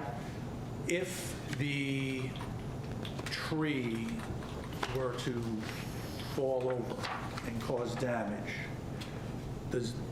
do these definitions carry over to that and put the responsibility on the homeowner? This definition is solely for the purpose of prohibiting certain conduct as to trees in the township. It is not meant to alter, abdicate responsibility, or do anything else in any other setting. Okay. And that's, yeah, Okay, that's thank the caveat that that's meant to address. Thank you. Where's the next one? All right, so the next one, 465.3. 465.3, that looks like a typo. Okay, the definition of person included, again, a clarity point. I believe there was a comment raised that they wanted to be clear that any contractor, including the property owner, could be summoned for violation of this. So we define a person, although it already says any individual, resident, corporation. We want to make clear that we're not talking about a person or a corporation that owns a piece of property. It also includes any person or entities who contract with or are engaged by the property owner can be cited for a violation of this ordinance. So that, I believe, covers that. If anyone has any questions? That's just expansion of the definition of persons, right? Well, yes, that's exactly right. Entities and persons. For the purpose of bringing those, clearly bringing in those contractors who engage in the contact as well. 456.5. 465.5E, the removal of tree that again, that was an error of mine that doesn't belong there. Sorry about that. Siobhan, which one is that? 465E, I believe. Right? 465E, that's right. Yeah. All right. Then we're on to, got rid of that. Violation. Permit 465.6. See. That's a relocation. Ms. Bailey, can I just ask a question about 465.5.1? The registration and and how they register? Sure. I don't think I made any changes to that, to your No, current. so you mentioned the clerk. I guess my only question is the clerk, is this, for lack of a better term, a strictly administrative checking the box, or are they validating that the insurance is in effect, that the driver's license are not suspended, that whatever else we're doing, the license plates are affixed to the proper vehicle? So are they checking the box for these 8 or 9 items, or are they validating that they are in effect and I don't know, enforceable is the right word, but that they're valid? If you look at section B, and again, Mr. Ullman, this is in your existing ordinance. I don't believe I made any changes to 5.1, but if you look at subsection B, it says all applications shall be received by the clerk's office and reviewed for completeness. Once complete, the clerk's office shall issue to the applicant a decal for each vehicle and trailer covered. Sure, but for instance, number 5 above, registrant's insurance declaration, certificate of insurance. Right. Anyone can make a copy of the declaration page. That doesn't necessarily mean that it's Enforce. in effect. They may not have made a payment. They may have canceled it once they received it. I mean, I had friends in college who would get insurance, get the card, and then cancel, just so they had an insurance card with them. So. They were your friends? Yes. Columbia House? So, so I just want to make sure I understand what the clerk is doing, and are they ticking a box that they received the insurance, or are they calling like the Division of Insurance in the state? Ms. I don't know the answer to that. Ms. Wachowski? on our application, all those boxes have to be checked, and they all have to meet standards. So like for the insurance, we request a current certificate of insurance with us named as additional insured. When it comes to current licenses, driver's licenses, we have caught people saying, oh yeah, my guys are good, and we look at the thing and say, this guy's expired. He is? Yeah. Well, Okay. what? So, you know, we do. Okay. We're very vigilant in what we're doing. Yeah. Okay. Some of them do confirm the license plates and that with the insurance as well. We make sure we tell them if they don't have the decals affixed, if the police officer comes by and they see it, they can stop the job immediately. They also get a copy of the ordinance. with Yes, and they get a decals. copy of the ordinance as well. Okay, thank you. Where are we? We're at 56. I'm gonna jump to 465.7 because C is really taken out of, has been just moved up to the above section, and in my view belongs there. It's not really changed. Oh, well, it is actually. Let me just let me orient myself, I'm sorry. We just crossed it out, moved it up, right? Yep. All right, so then if you look at 465.7, except as otherwise provided in this chapter, the following are the tree replacement requirements. Okay, so we'll go through whatever has been changed.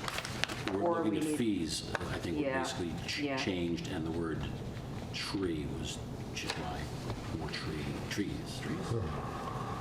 And two, any person removes one or more trees.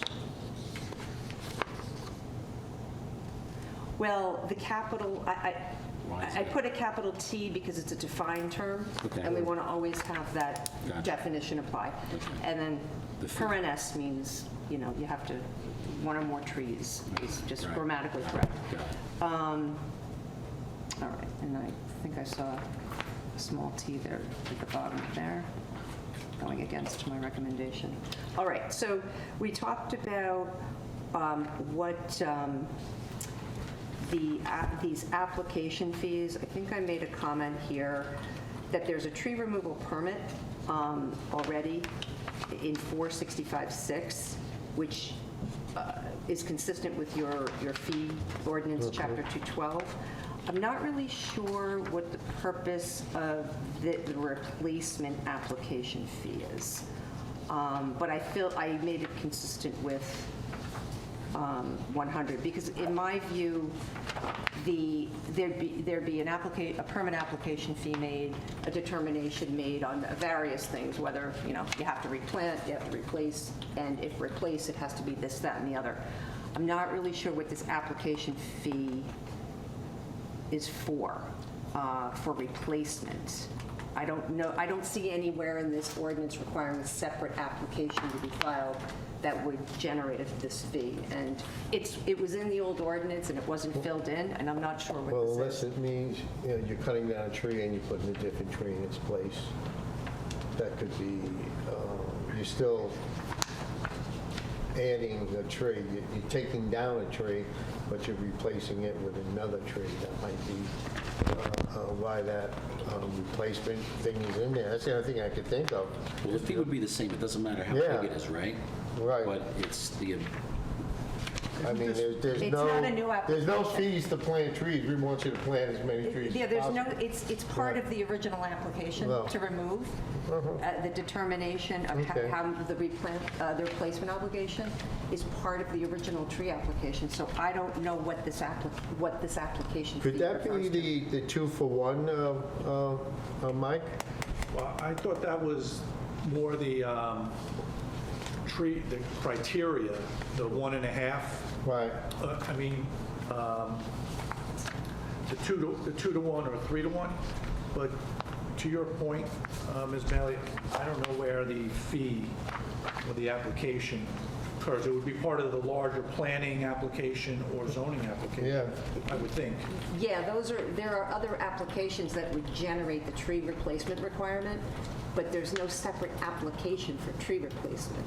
So what would this fee be? I don't, and perhaps that's why it's had never been filled in, because nobody knows what this means. I mean, it could be struck from my perspective. Yeah. That's what I'm thinking. Yeah, I kind of agree with you. What do you- Well, this would go in front of the planning board anyway, right, when they do the trees, Tom? Is that where it goes? Yeah, Planning or zoning. Or Potentially. zoning? Okay. So, and they've already paid fees to be on those boards, in front of those boards, right? So this would be an additional fee. Again, I don't think it serves a purpose. I would strike it. Yeah. Ms. Bailey, I would strike it. Yeah, there is Strike the no- whole thing, it doesn't make any sense. There's no tree replacement application. No. to Are you cause okay a with fee. that, Mr. Ullman and Mr. Sears? Strike that section? yeah, we agree. Yes. Okay, let's strike that, and then that's something we don't have to worry about because it doesn't exist anymore. All right, the next is a question by me under subsection B of the same Right. Pay a fee to- section. Shall be placed in a fund dedicated to tree planting. That's our tree bank, right, Tom? Yes. And that's per tree. Yes. We raised it, it used to be a much lower amount, right? Yeah, we increased it to I 400. think it was like 2 something, so that, Yeah.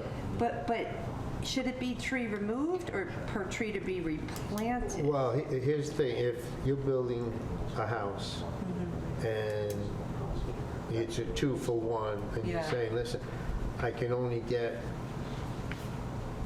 5 trees, I'm supposed to plant 10, you have to pay for the other 5 to go into the tree So trust that's fund. to be replanted then? That will be replanted, So you can't, so but you... not on are that you property. Your obligation you're on paying a for removal and planting? Two fees? No. There should be No. one fee, right? No, that's not my question. My question is, let's say on a 2-for-1, you're removing 5 trees, you've got to replace with 10, but you don't have the room to put 10. Right. Right, So you you're gotta pay putting for 5 back, And you're paying paying for for 5. Okay, so that would mean that the language should read, pay a fee in the amount of $400 per tree to be replanted, Okay. right? No, that's because No? you're not replanting it because you don't have room. Well, no, you're Required to, yeah. paying the 400 per each tree that's been removed. So I think that, That's right? Okay, Yeah. all right. and then this fee goes into the Bank. tree fund, Right. and the green team, I think, you We can use it leverage to that plant fund. trees in the parks and everything. So you don't think, for example, if the caliper is, 33 inches or greater, and you're replanting 4 trees per one, right? You think you should still only pay 400 Per tree. removed? Okay. And you don't have room to do the 4-to-1? 2-to-1. No? No, 4-to-1. No, you're Right. down to category Right. 4. I think, So you got to replant 4 right? for each But- one of these. Yeah, but you don't have room, you now have an obligation to do 4-to-1, right? Yes. Okay. So it's still. But only, let's say only 2 are being removed of this size, right? So your obligation is to either put 8 in, find room for 8, or pay for 2 times 400, when your obligation's 8? It doesn't make sense. That's what, I just think if you're getting rid of some big trees there and you have a larger obligation, your Should be- financial obligation. Should be more. Yeah. Should be more. That's why I Yeah. think the language should be per tree to be replanted. Okay.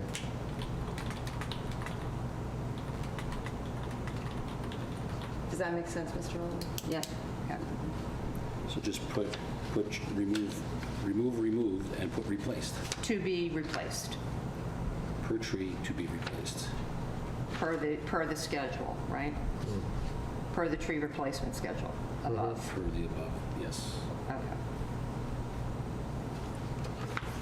Because that wouldn't make sense if you did that, because you'd be Yeah. losing. Right. Yep. You'd be out. Okay. All right, so that's that one. Okay. Next page. 465, 8.1 is just a little bit of a cleanup, like stated above, for clarity.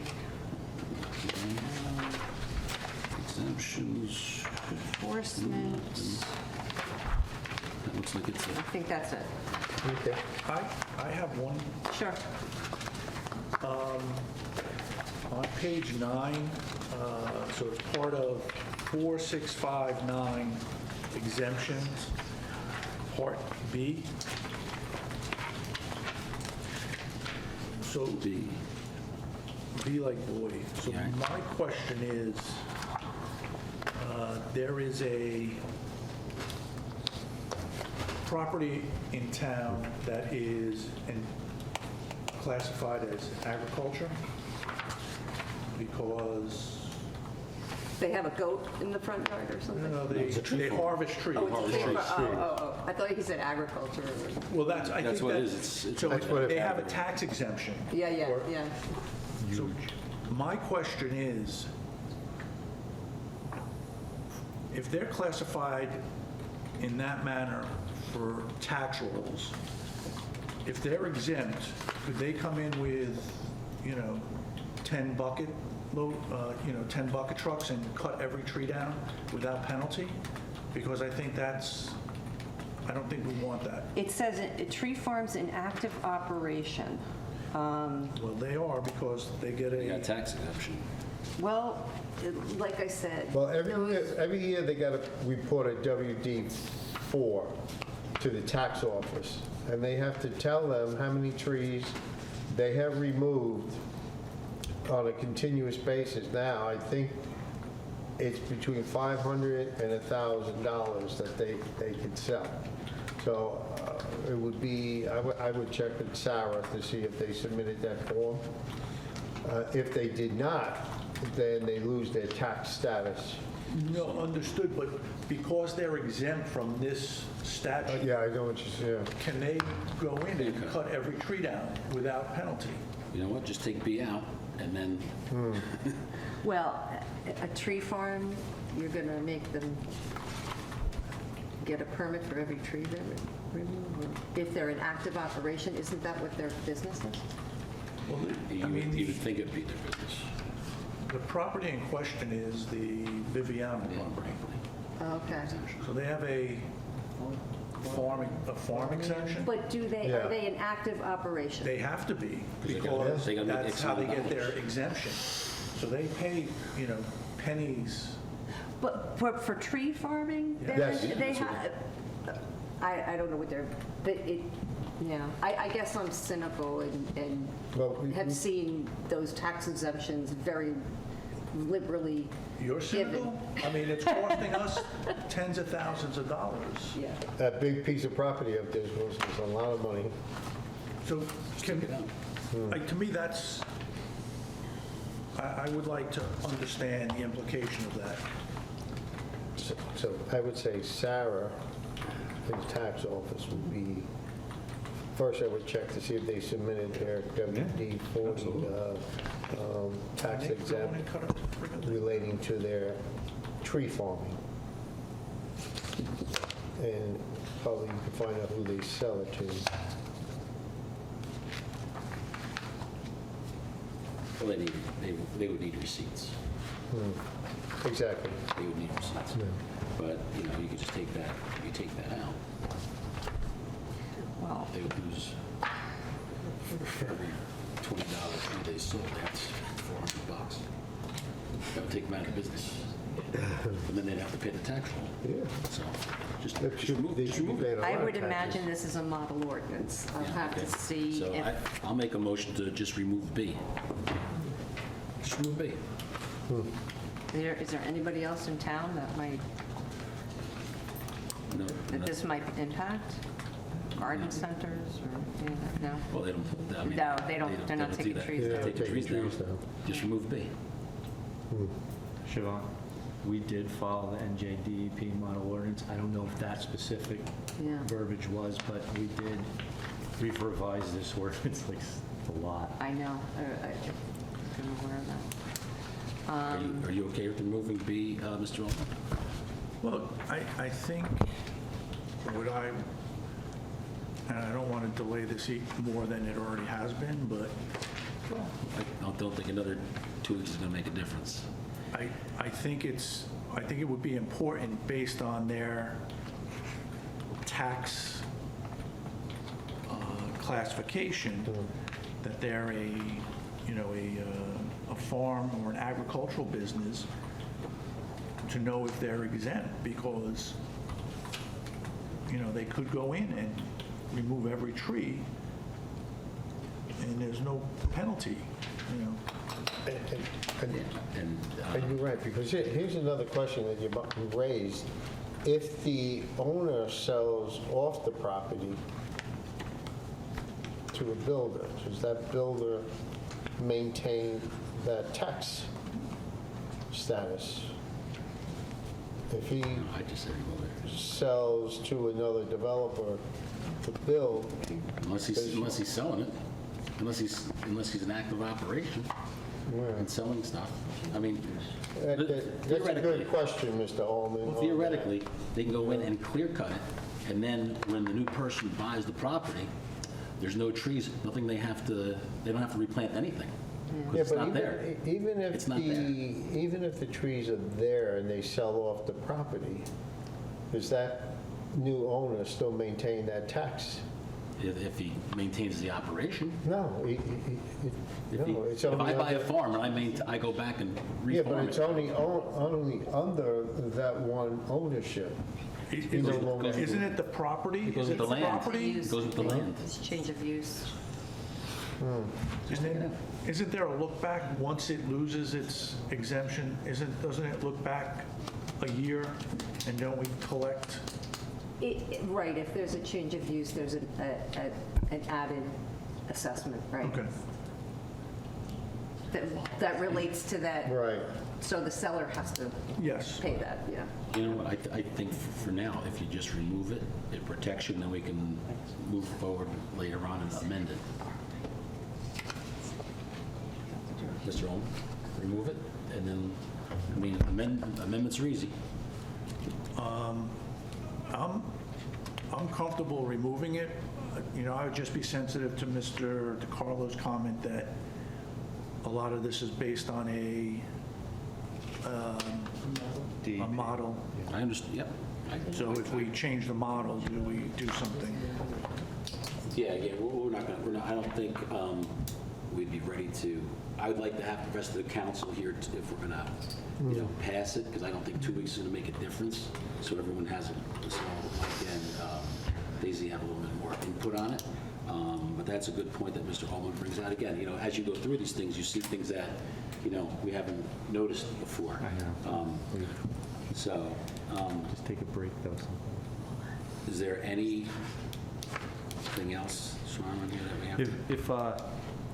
If you don't mind if I chime in real quick, one, waiting 2 weeks definitely isn't going to hurt, because what prompted the whole revision was getting consistency with the numbers we're going to charge, like 300, 400 per tray, and then also making it easier for our municipal court to adjudicate this, and there's no current violations out there. So I think you're fine with, If we put it on? yeah, Okay. and letting us, maybe, me and Siobhan look into that. Look into it, but Plus B. I would make a recommendation for now, just to be, to err on the side of, caution, just remove B. Let's look at what would be effective if we remove Yep. B, and what are the alternatives for B. You okay with that, Mr. Ullman, Mr. Sears? Yes. Okay. Council Vice President, if you don't mind, if I just bring you guys to page 5 real quick. Where, I'm sorry? Page 5 under 465-6. And I do apologize for being sarcastic and recommending to glue the tree back together. I guess that was my way of trying to say that we do want you to feel that we really looked into this, and we feel that the appropriate decision was made to let these trees go. And Councilman Sears, I know trees as a whole are important, but if heritage specifically, perhaps we could put another step in the process, like we talked about during my report, for heritage trees. And if you look at paragraph B, its second sentence, if removal of a tree is being requested under 465-5D, which talks about the diseased trees, the tree removal permit application shall be accompanied by a letter from a licensed arborist verifying that any tree to be removed qualifies under the said section. And this is where, I would lead into what my defense was. If the zoning officer is satisfied with the information in the tree removal permit application, and with the letter from a licensed arborist, the same is required hereunder. The zoning officer shall direct the building department to issue the tree removal permit upon payment, blah, blah, blah. But then it just goes on to say, if he doesn't, we can solicit the assistance from another entity at the applicant's expense, whether it's a township engineer, Department of Works, licensed arborist, or other professionals. And again, I mean, just so we wouldn't bog down the entire system, because you know there's a lot of trees people want to take down, if definitely heritage trees being taken down because of that disease clause, perhaps maybe we do ask for a separate letter, a separate arborist that's other than the company that wants to take it down. I don't know, I'm just trying to think for you for another step. I mean, that would, you know, it's like having an auditor, like we talk about an auditor, and someone who's doing the books. Having that second eye that's a little bit more independent, because if it's, you know, you're creating business that might not otherwise be there. Again, you want to look into that, maybe you should put a section in there, an independent arborist. Because Tom, if you read, or Mr. Sears, if you read C too, I mean, it's set up for you to just like add a sentence, not to simplify it, but. Right, and in the event of a heritage, like something like that? Yeah. That there should be an independent? Yeah, if it's identified as a Because heritage. there's already the authorization in section C to do, Let's add that. okay. That would be wonderful if we Okay. can do that. And I think that would put another set of eyes on it and a little bit more independent. For just heritage tree, right? Yes. Yeah. Just heritage tree. Defining heritage tree. Mr. Sears, what do you think? I would go along with that, You like that? yeah. There's no, is there a definition? Oh, there's heritage tree. Yeah, Okay. heritage trees. Any of the following: single trunk tree Height with a and circumference of 38 or more, measured 4 feet. Multi-trunk tree, okay. All right, I can add that. Mr. Allman, you good? I'm good. Okay. Mr. Sears? I'm fine with Good? it. Okay, so let's see if we can get that for the next meeting, and maybe we can wrap this up and vote on it next Just time. one quick thing. Go ahead. I don't want to delay. 465-5-1, item number 8. The registration fee is $50. I was approached by one of the code officials saying that fee is real low for the amount of administrative work that's being done, and they're getting $2,000 a tree. He said we should at least increase that to $100 to cover the cost of the administration and the labels. So I would like to increase that registration fee to $100, and this would cover all of the administrative costs at this time. Which one is that, Tom? 65 what? It is 465-5-1, item number 8, payment of annual registration fee. 5.1. They felt, the code officials felt that was way too low. This one where you're talking about registration for Yeah. tree removal, and the application, move it up to 100. For the reasons Mr. Yeah. Mr. Allman, what do you think? Move the fee from 50 to 100? Sure, I'm okay with that. Okay. I'm okay with it too. Let's put that in there. And Excuse me. Sorry. Question. Tom, are you referring, Councilman Sears, are you referring to the building department doing the application, the tree application? No, I'm just our registration fee of the vendors. Okay, yeah, because that's what I wanted to It was, just it make sure I was way too low. understood Wasn't you. covering the cost of administration. Thank you. 465-5.1 is Right. what he's talking about. Right, letter 8, right? Yeah. Yes. And you want to increase that to 100. A8, right.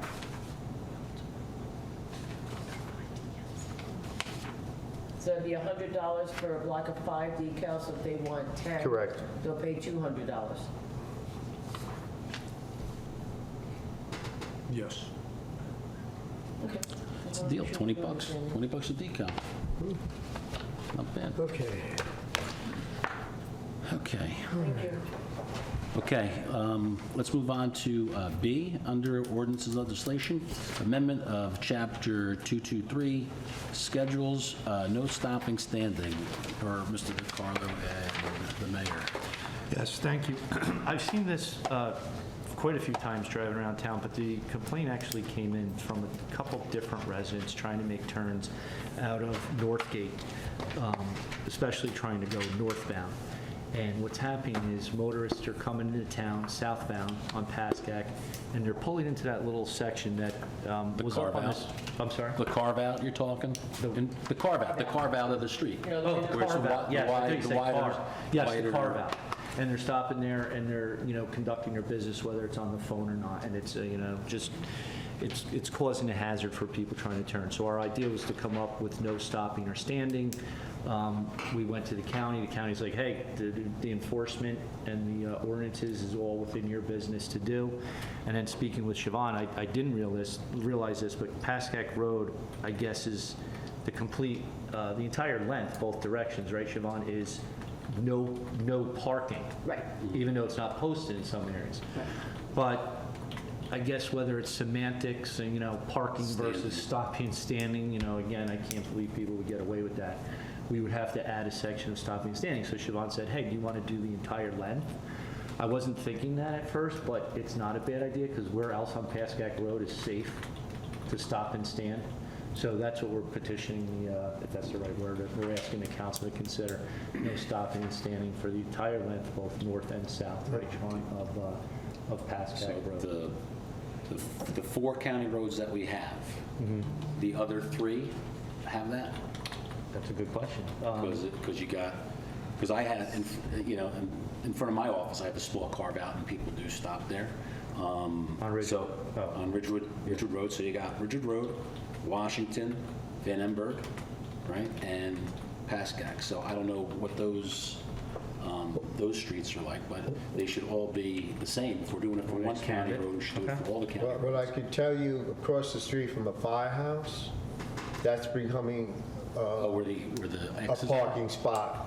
Where there's 3 roads. Yeah. And then that's been really getting bad because there's now a truck parked there or a car parked there, and you see them parked in there. That's getting even worse now. That's a good point. I was narrow-sided with just Pascack, but if you're willing to... Let's do all the county roads, because they're all well-traveled, and it does cause, issues. So how would that affect landscapers? Now, you go down Pascack Road now, and you see them parked on Pascack Road, no cones are out or whatever, It would also affect delivery trucks like your Amazon and your Will they- UPS.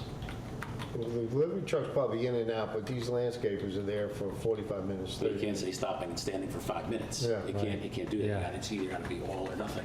Yeah. So, I don't know. I don't think we can do that, can we? 5 minutes.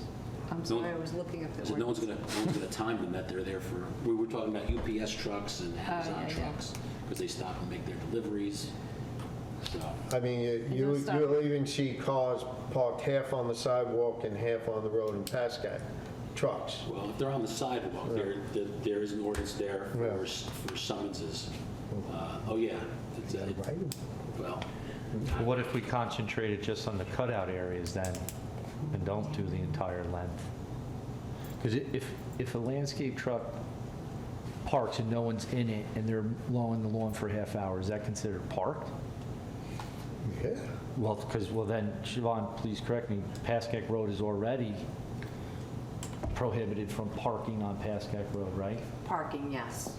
And stopping and standing, you've got prohibitions on Finnerty Place on the south side, entire length, Lafayette Avenue on the south side from Muswap Sink, Brook Culvert at the Westwood Borough boundary line to Brook Ave, and finally on School Street, both sides from Wayne Place to its westerly terminus.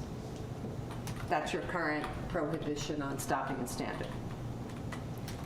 So if you wanted to, for now, right now, the issue was really in that one section, no stopping or standing. Right now, there's no parking on either side. That's a different ordinance, different schedule. So already that landscaping truck shouldn't be doing that. but Shouldn't you're be right. parking there, Are we going to prohibit, I mean, Parking prohibited at all times, East Discretion. Glen, Finnerty, from this to that. Let's see, I think it's What about Washington, Washington, both entire length. Ridgewood, Ridgewood Road, Kindercramack? from Ridgewood Boulevard to Van town. Emberg, I'm thinking. So this is an enforcement thing Pascack that has to Road, be both entire presented. length. so it's already no parking on all county roads? Looks that way. I mean, that's not how it's defined. It's specified out. In some spots, it's just one side. In some spots, it's in certain sections of it, on a side or both. So it's not necessarily all county roads, period. That's not how the schedule reads. I think we may be Biting too much. trying to fix a problem that doesn't exist and creating a bigger one. Yeah. Although if we wanted to limit trucks on Van Emberg, I fully support it. Just throwing it out there. But- Why don't we do, why don't you just limit, not, well, I can't vote on it anyway, but if you want to limit it to cutouts. How do you define, Carve-outs. how do you define that? Well, what I would do, consistent with the rest of this no stopping or Street to standing, is define it. The street. First, the street, well, you already have it, the street, Pascack Right. Road. If we're trying to limit it to Well, the I'm talking section, that was the problem. The cross street from Yeah, the yeah, oh, I entrance to Northgate to whatever, Eli Road, whatever it is, on that stretch. You want to limit it to this one That section? one section. So from So road to maybe, road. who would I get with to clearly define? I mean, me or You- Lieutenant We Glock. can figure that out and then bring it back here. Yeah, Vice President, you want to do all the cutouts that we think are No, an issue? or no, just right the one? now, that seems to be the issue. There's a the one complaint, where- so do that, and if we get more complaints, then I think we should bring it back. Okay, so we'll do just that cutout section, and we'll say without the On the Pascack Road. southbound side, I guess. Okay. Yeah. All right, thank you for your consideration. Okay, no problem. Okay, we have zoning board has concerns about demolition oversights for, what's that, section 53 through 85B, code clarification. So there are, I guess, when they go to do demolition, they are supposed to take down less than 50% of a dwelling before they get board approval. Apparently, that's not being the case lately. They're doing more than that. So they asked us to maybe tighten up the language in the code to deal with that and maybe enforce it more. That's how I'm reading it. Anyone reading that differently? I have, go ahead, you can go. I was going to say, there's a lot of information I could Okay. present to you. Sure, that would be great, If Mark. before Thank that, you. if Mr. Ullman wants to. No, so I think this is like a carry-on of an issue at the planning board where residents are, applying to zoning. Right. They're applying to do a less than 50% body of work. Right. And they start, and once they start, It escalates. they find that there's existing damage, there's this, there's that, and they wind up taking down the whole house or in excess of 50%. No, you're right. It actually happened multiple times. Yes. So we've had this year on the planning board, I think at least 4 instances. So we had a meeting earlier or late spring, April 9th. and, there was discussion about how to address it. One was coming up with a standard definition of demolition and what it means to require a demolition permit.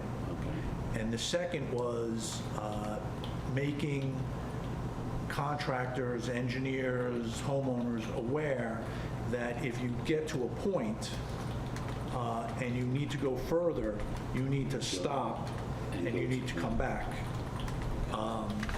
And I think I asked at the last zoning board, or planning board, excuse me, of Mayor Calamari, and he indicated that the zoning office and the building office are sort of doing enhanced notification or enhanced advisement of this issue. And that's as far as I know. That's what I know of the issue. So it was kind of brought to our attention like in early spring, I guess. And we all know the houses. It was Ridgewood, the extension, Cypress. I think there was one more. And again, not putting the blame on anybody, but was it the applicant saying it was under 50% and then all of a sudden it's greater? Like Mr. Oldman said, what is the definition of demolition, right? So it led us to look into these things. So right now, currently as it sits, the demolition ordinance that's in 540 for land use, the only reason it's talked about demolition is to protect the township's canopy. It's 1,000% about trees.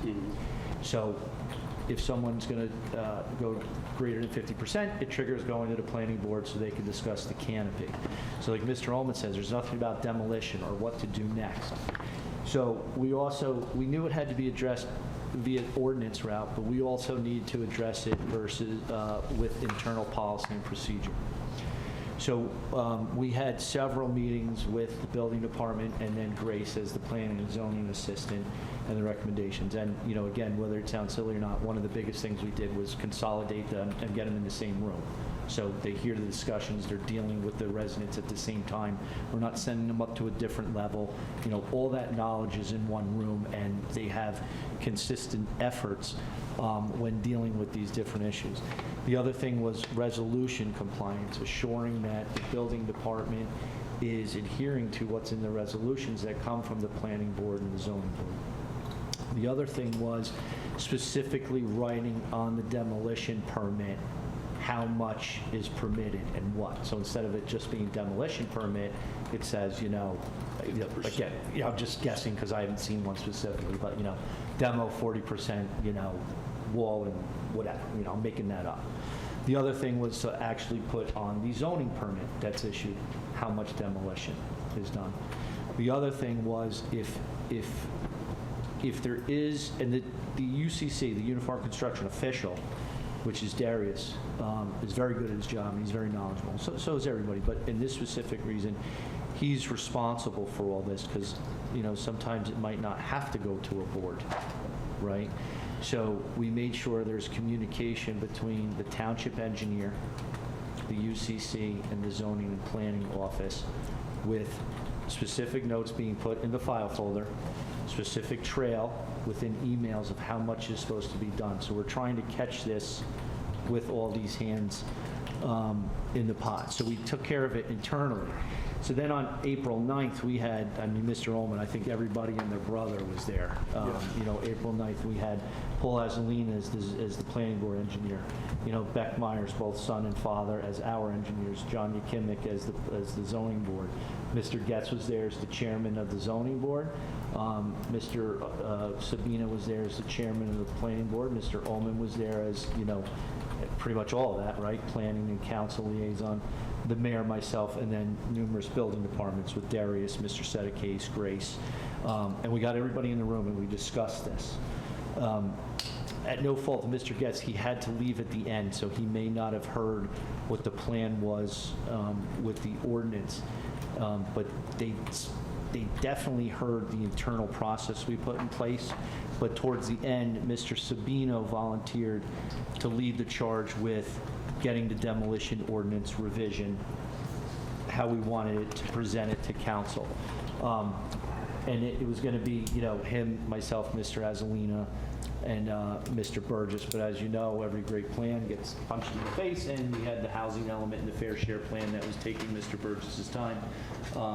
And then we got to that point. So most recently, I'd say within the last 2 weeks, Mr. Sabino, Darius as the UCC official, myself, and Ms. Bailey, we brought it into our hands, and Ms. Bailey got us a very nice draft just the other day. So now we're hoping to have a follow-up meeting to review it, see if it satisfies the planning board. Because right now, the zoning board doesn't respectfully doesn't have anything to do with demolition. It's the planning board. So I think, So you're working on it? so we're working on it. Yeah. So- Yeah. A long-winded way, but I think everyone should know, Well, you have everyone The history, has a yeah. hand in it, so everyone knows what's going on, and that needs to happen, because a lot of times it doesn't happen that way, and there's a surprise. We don't like surprises. So, can we I have an a op- question for Mr. DeCarlo. Oh, sure, go ahead. Mark, what is the engineer's responsibility when he gets a job? Shouldn't he go out and look at the project that's going on? He's getting paid to look at a building, so if he goes out and sees a building that's more than 50%, or he sees that they're tearing down more, shouldn't he be the first one to realize what's going on? Yeah, absolutely. And So why don't we have anything holding them responsibility as part of this demolition? Well, I truly don't think in any of the specific examples that we reviewed, whether it was Ridgewood or Cypress or the other one, that anyone failed to do their job. I think it was a matter of like internal procedure and whether the applicant was conveying something inaccurate. Yes, but he gets paid to look at the job. He gets Yeah, withdrawn. Yes, if it goes to one of those boards. But not everything that involves demolition will go to a board. So But on he that- gets to look at the job that's going on. I mean, I could throw out 5 examples right from the top that if he showed up, he would have saw more than 50% of the house was down. So I think, like, there was one, I don't know if it's Cypress or at the end of Beach. Yeah, it's Cypress. Yeah, Cypress. Cypress. So that started, I don't even think that went in, I don't believe that went before any board. He started the work, and he was going to do internal work, taking it down to the studs, et cetera. It involved the removal or the replacement of some of the exterior, and the way I understood the explanation is they opened everything up, and they wanted to do like a 10-foot ceiling versus an 8-foot ceiling. And to start to marry, to lift it up and to start to marry all of the framing became too much. So the contractor took the house down, basically. Never approved. They put a stop work order on it when it became apparent what was going on. But, I like to put accountability, Tom. I completely agree with you. But in the 3 or 4 examples that came before the planning board, I don't think, I think it was an evolution as opposed to someone saying, I'm going to knock my house down and no one catching it. Right. But that's just my opinion on the ones that have been before the board this year. Okay. Understood. Well, we're going to have an ordinance, and we're going to work on it, and hopefully, these things don't happen again, because it did start out with that house, just everything was knocked down except one wall. Yes. That was it. So I figured, hey, this is great. Just put an addition on one wall, and it's I don't even know if that wall's still there. It's not. Yeah, I didn't think so. I didn't think so. All right, so we're going to go on to D, zoning board recommendations for zoning board application fees and escrow requirements. So I assume that, they're looking at some of these requirements, that the fees might be too low, and I think there are also ones that should be different from residential and commercial. The fees should be different, and exactly the scope of the projects.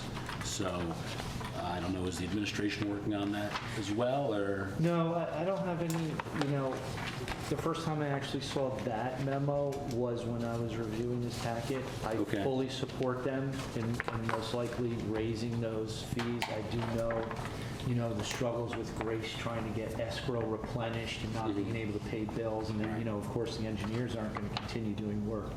It's not crazy often, but it's often enough to where I think I definitely would support and recommend to the council to do that. But, I'm not prepared to sit here and say, hey, make it $75 or $50. Right, and I think, I think the point might not be the amount, but the replenishment because that's an issue. Yeah. You know, I think we raised those fees a few times already since I've been on council. But if there's an issue collecting and replenishing those as work goes on, I think that can be a problem. And I was not aware that there was a problem collecting those fees. I'm going to ask Sue, do you see anything with that, with collecting fees in that area? That's what I was. I didn't think it was you. It's all joy and grace. Okay. Grace, can I ask you a question? Is it the practice of the board not to schedule a hearing unless those replenishments are made? Or is most things usually one hearing or two? So in other words, if you show a deficiency in the escrow account for engineering, professional fees, legal and professional, and the application's before the board, is that generally where you see it? And will you not schedule a hearing if those? No, this isn't Grace. Okay. Siobhan, Never mind. Cornelia, Siobhan. That's That's Well, it's kinda why like- when you were saying that, Nope. Have you ever seen me come in and say, "Hey, Grace, how are you?" I didn't think I'm crazy. Okay, you're not Grace. Thank so you. next time we'll know. All right. So what's the question though, Siobhan? Yes. What's the For question? the third The time. question is, I don't even remember. the question is, when it becomes depleted, the fund, do they continue doing the planning board and zoning board meetings, or they don't issue, or they don't continue on with that? Do they issue a After- stop work order when there's no money in that thing? Well, not stop work Well, order, you but know, sometimes something- The process doesn't go just forward. don't schedule the hearing, don't schedule the second hearing, you know. It's That's not one during way that to. phase that we see the problem, it's during It's the after? engineer inspection. Oh, So an oh, engineering bill, inspections, okay. invoice will come in, and, you know, there's $13 left, and the bill's $270. Yeah. You know, again, that's where I see it. Okay, You know, everybody's paying their bill to get themselves through the boards. yeah. You know what I mean? It's- Yeah, yeah. And again, I'm just saying, 90% of the time, people are like, oh, you need more money? Sometimes we have disputes on how much it was versus what the Right. person thinks it was. But then, you know, a lot of it is them tracking down and getting escrow replenishment. A lot of times, it's not a problem, but sometimes it is. Like, we were working on the, you know, the Azalina AR. Remember, if you remember, we had bills back to 2006. We're really good now. There's only like 10.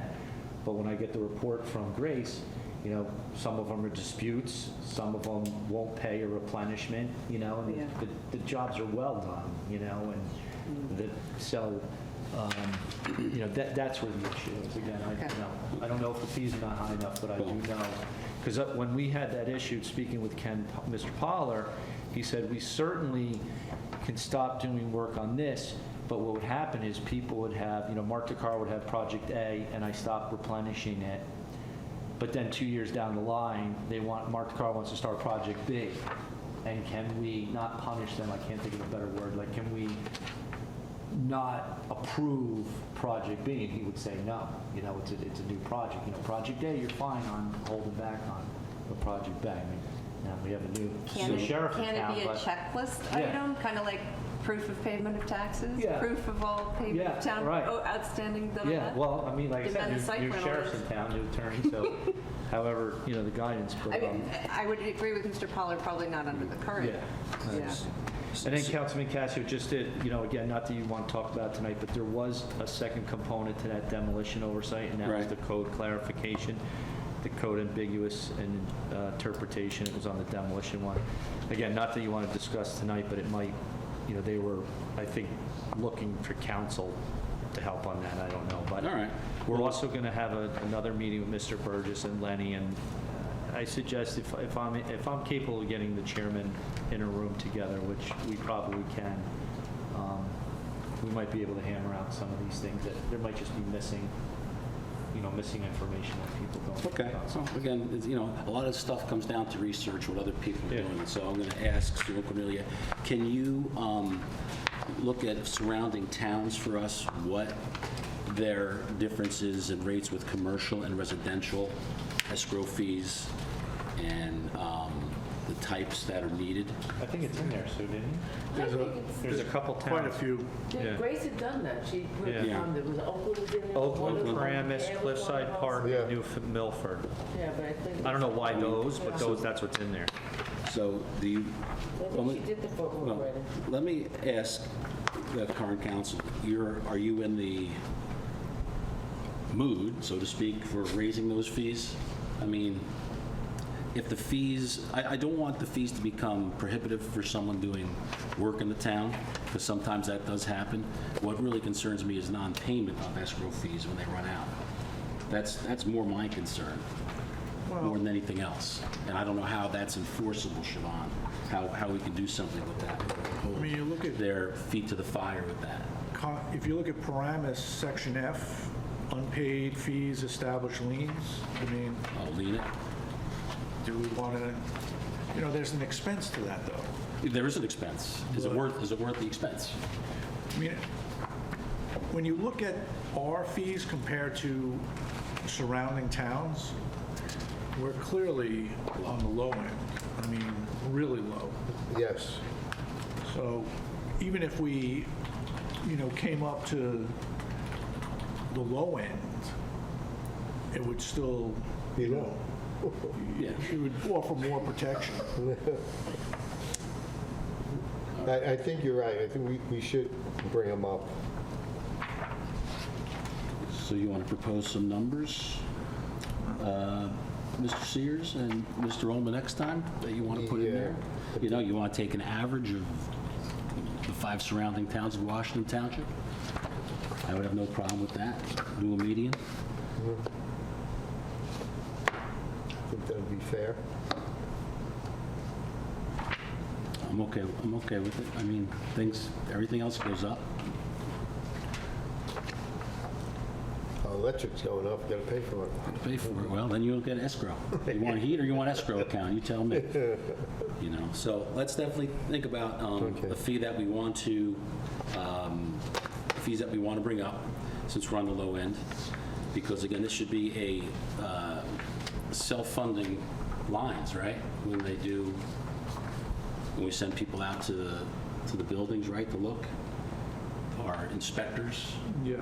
So, and if it's not self-funded, I mean, Mark, if you Yes, can sir. recall, last year, we pretty much self-funded the building department, right? Oh, yeah. Yeah, we were okay. Absolutely. So, Profit center. a profit. We did center. Okay. All right, so let's see if we can come up with some fees and some enforcement with those fees, Siobhan. And I'll be in touch with you about maybe, putting something together with that enforcement. Okay. Okay, so we'll look through the ordinances that you sent to us and see what their enforcement procedure is I and think try and this- adopt it. All right, I think the board had suggested these. So does the council want to tell me? What was their suggestion? There are different towns. Cliffside Park fees have been provided. Paramus was Paramus, provided, right? Oakland. There are various examples, so it's really. I think It's up to you. Paramus, I don't want to do Oakland, I don't want to do Cliffside Park, I want to do something that's contiguous to the Township of Washington. Okay. Yeah. Mike, In that Mike, same you line. agree? I would agree. Cliffside Park is not a good, No, I think, let's look at Paramus Right. closely, since it's our, neighboring town, and see what they come up with, even though it's a little bit different mix, but at least no one can say you're comparing us to Cliffside Park. We're at least next door in that respect. Okay. So do you want me to prepare an ordinance Can modeled you after the Paramus? model it after Okay. Paramus where we can? And I'll leave that up to you where you Yeah. see fit, and you can always give me a call if there's a question. Okay. And then we can go from there. So at least we have an idea, and, we can, like I said, the big thing that bothers me is that it's not being replenished in a timely manner, and that's not right. There's a bill due. Okay. Anything else, Mr. Ullman, for that one? no. Tom? Nope. You're good? I'm good. Okay. No financials. I'm going to go down to miscellaneous. This one's mine. I've had 3 or 4 residents call me with complaints about trash pickup, and it was regarding white goods. One resident put out on debris day a microwave oven, and she was told that is not a white good, that is electronics. And then I had another constituent put out a 2-drawer metal filing cabinet. They didn't take that. They told me that's a white good. So I think we need to define what white goods are and are not. So being the clever person I am, I went on my phone, on to 360, put in Washington Township, and I saw definitions of white goods. But it wasn't our Washington Township. It was Gloucester County's. We don't have any definitions of white goods. I don't think that's right. I don't think so either. No, I looked. Oh, it's Well, you looked If at I the missed wrong it, township. if I missed it, Yeah. I missed Is it it. number 5, 6, Definitely and did. 7? No. But No. it's kind of, so, were you done? Or, 'cause I was just trying to guess what the top might have been, so I jot down some notes, so it's when you're done. So anyway, they were a little upset that the stuff was not taken, and I can understand that. So if we don't have a definition of what white goods are, I think we should have them. Maybe I missed them somewhere in 360, 'cause- Yeah, I promise we do. okay? It even lists specific items. Okay, so I think we need to put down specific items, because... No, it does. It does? Yeah. Okay. Well, if you have those, I'd like to, if someone could send that to my email, I'd appreciate it, the right section. And it wasn't so much the microwave, because I can understand how that could be electronic in nature, because it mostly is. But I think picking up, small filing cabinet, which I could pick up with one hand, didn't beat the requirements of weight. It was empty. That should have been picked up with bulk pickup. I mean, to be honest with you, I threw out a shed. That's heavy. Okay, they picked it up, no problem. So, So we definitely have it on there. We'll send it to you. I think it's under DPW. And Okay. It's recycling. And so white goods is obviously metals, and appliances that are majority metal. I'm right? Am I wrong? okay. Yeah, they do. They have it. So it's refrigerators, freezers, washers, dryers, air conditioners, blah, blah, blah. Appliances. I don't know about the microwave. I mean, I probably wouldn't think that's an electronic, but if someone's putting out metals during debris week, it won't be picked up because the metals go to the recycling center. So debris goes to a different place, so they wouldn't pick it up. So So metal- the file cabinet would be, that is metal. So that'd be a would- white good? That would be a white good. It's metals. Okay. So that is by pickup by schedule. It's That pickup I understand. That's the... So they that's the they ticket call, account. they speak Okay. to Renata, and Okay. they get a date, or they can fill out the Right. online form for the pickup. And the pickup is the Thursday after Right. household debris. And there's so much of it, we had to add a second date, but the second date isn't always a definitive, like, the next Thursday. It's usually decided by Mr. Waller. Gotcha. To have an overflow. So they All right. probably either put it out at the wrong time. It can be confusing. Yeah, so, just, Yeah. maybe we can just, hone that up a little bit and be a little bit more specific with the white goods themselves. And that's all. Let's see, what do we got? Next one is zoning board, non-participation of a member. And If I could summarize what this is about? you may, if you like. Okay. Oh, I didn't mean to cut you off, No, Council you can President. cut me off anytime you want. It's probably best. All right, so there is a zoning board member who has quite an attendance problem. So the zoning board attorney contacted me after he spoke to Chairman Getz, and they wanted to understand the procedure to initiate removal. And what our ordinance says, I consulted with them and provided the procedure that needs to be followed in order to initiate, because only the council has the ability to remove a board member. Right. And the procedure is exactly this step. It be placed on the matter be placed on the conference agenda for consideration by council based upon specific charges that the zoning board makes the council aware of. And that is what this memo is. If the council instructs, I will prepare a resolution for next meeting that would set in motion the formal removal. That includes various notice provisions to the board member, the right to a public hearing, et cetera, et cetera. And the public hearing would be at a council meeting. Right. And that is how that would work. And I'm assuming that Mr. Ullman and Mr. Sears read the proposal. And should I ask our attorney to proceed with that? think, based on the statistics provided, yes. Yes. But my only concern is that his term expires at the end of the year. You know, by the time we get this all scheduled, we're going to be At in the end of the year. September or October. I don't know if their schedule has if they have a lot before them and they need the full complement, but I think it's more, we know what we have to do, and maybe we address it At the, sooner rather than later, because, I mean, really, it's the last 4 months of a 4-year term. So, I mean, we certainly could do it. doesn't behoove us to waste the time and Does effort. any rice notices fall into play with this? No, not with a board member, no. Thank you. Oh, good. Well, and to Mr. Ullman's point, is it worth the time or effort? You know, we don't have to reappoint said member because it is a council appointment. I mean, it's worthwhile doing? I mean, or maybe do it so we know what the process is. An I did it to exercise? someone, I think, was it last year, someone else had to do it? No, not last year. Resign because of issues, personal issues. We can, No, there was someone that didn't do their training, remember? Was it planning board meeting? No, I'm unfamiliar with that. I don't know, I do all my training. I would, Mine too, I really appreciate it. I would, Let's write it up, and then we'll make a determination at the next meeting, I think.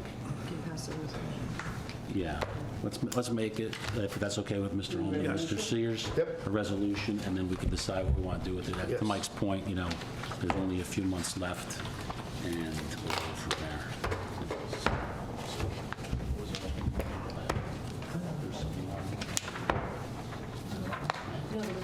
Sir, before we run off, just, That's what I thought. sir, just Bergen fence before we head out? Yeah. Okay. Yeah.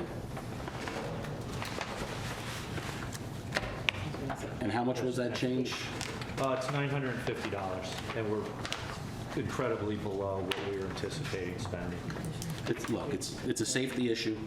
You know, I think for that amount of money to protect someone's dentures, teeth, facial bones, I think it's a worthwhile investment. I'm okay with it, Thank you. you know?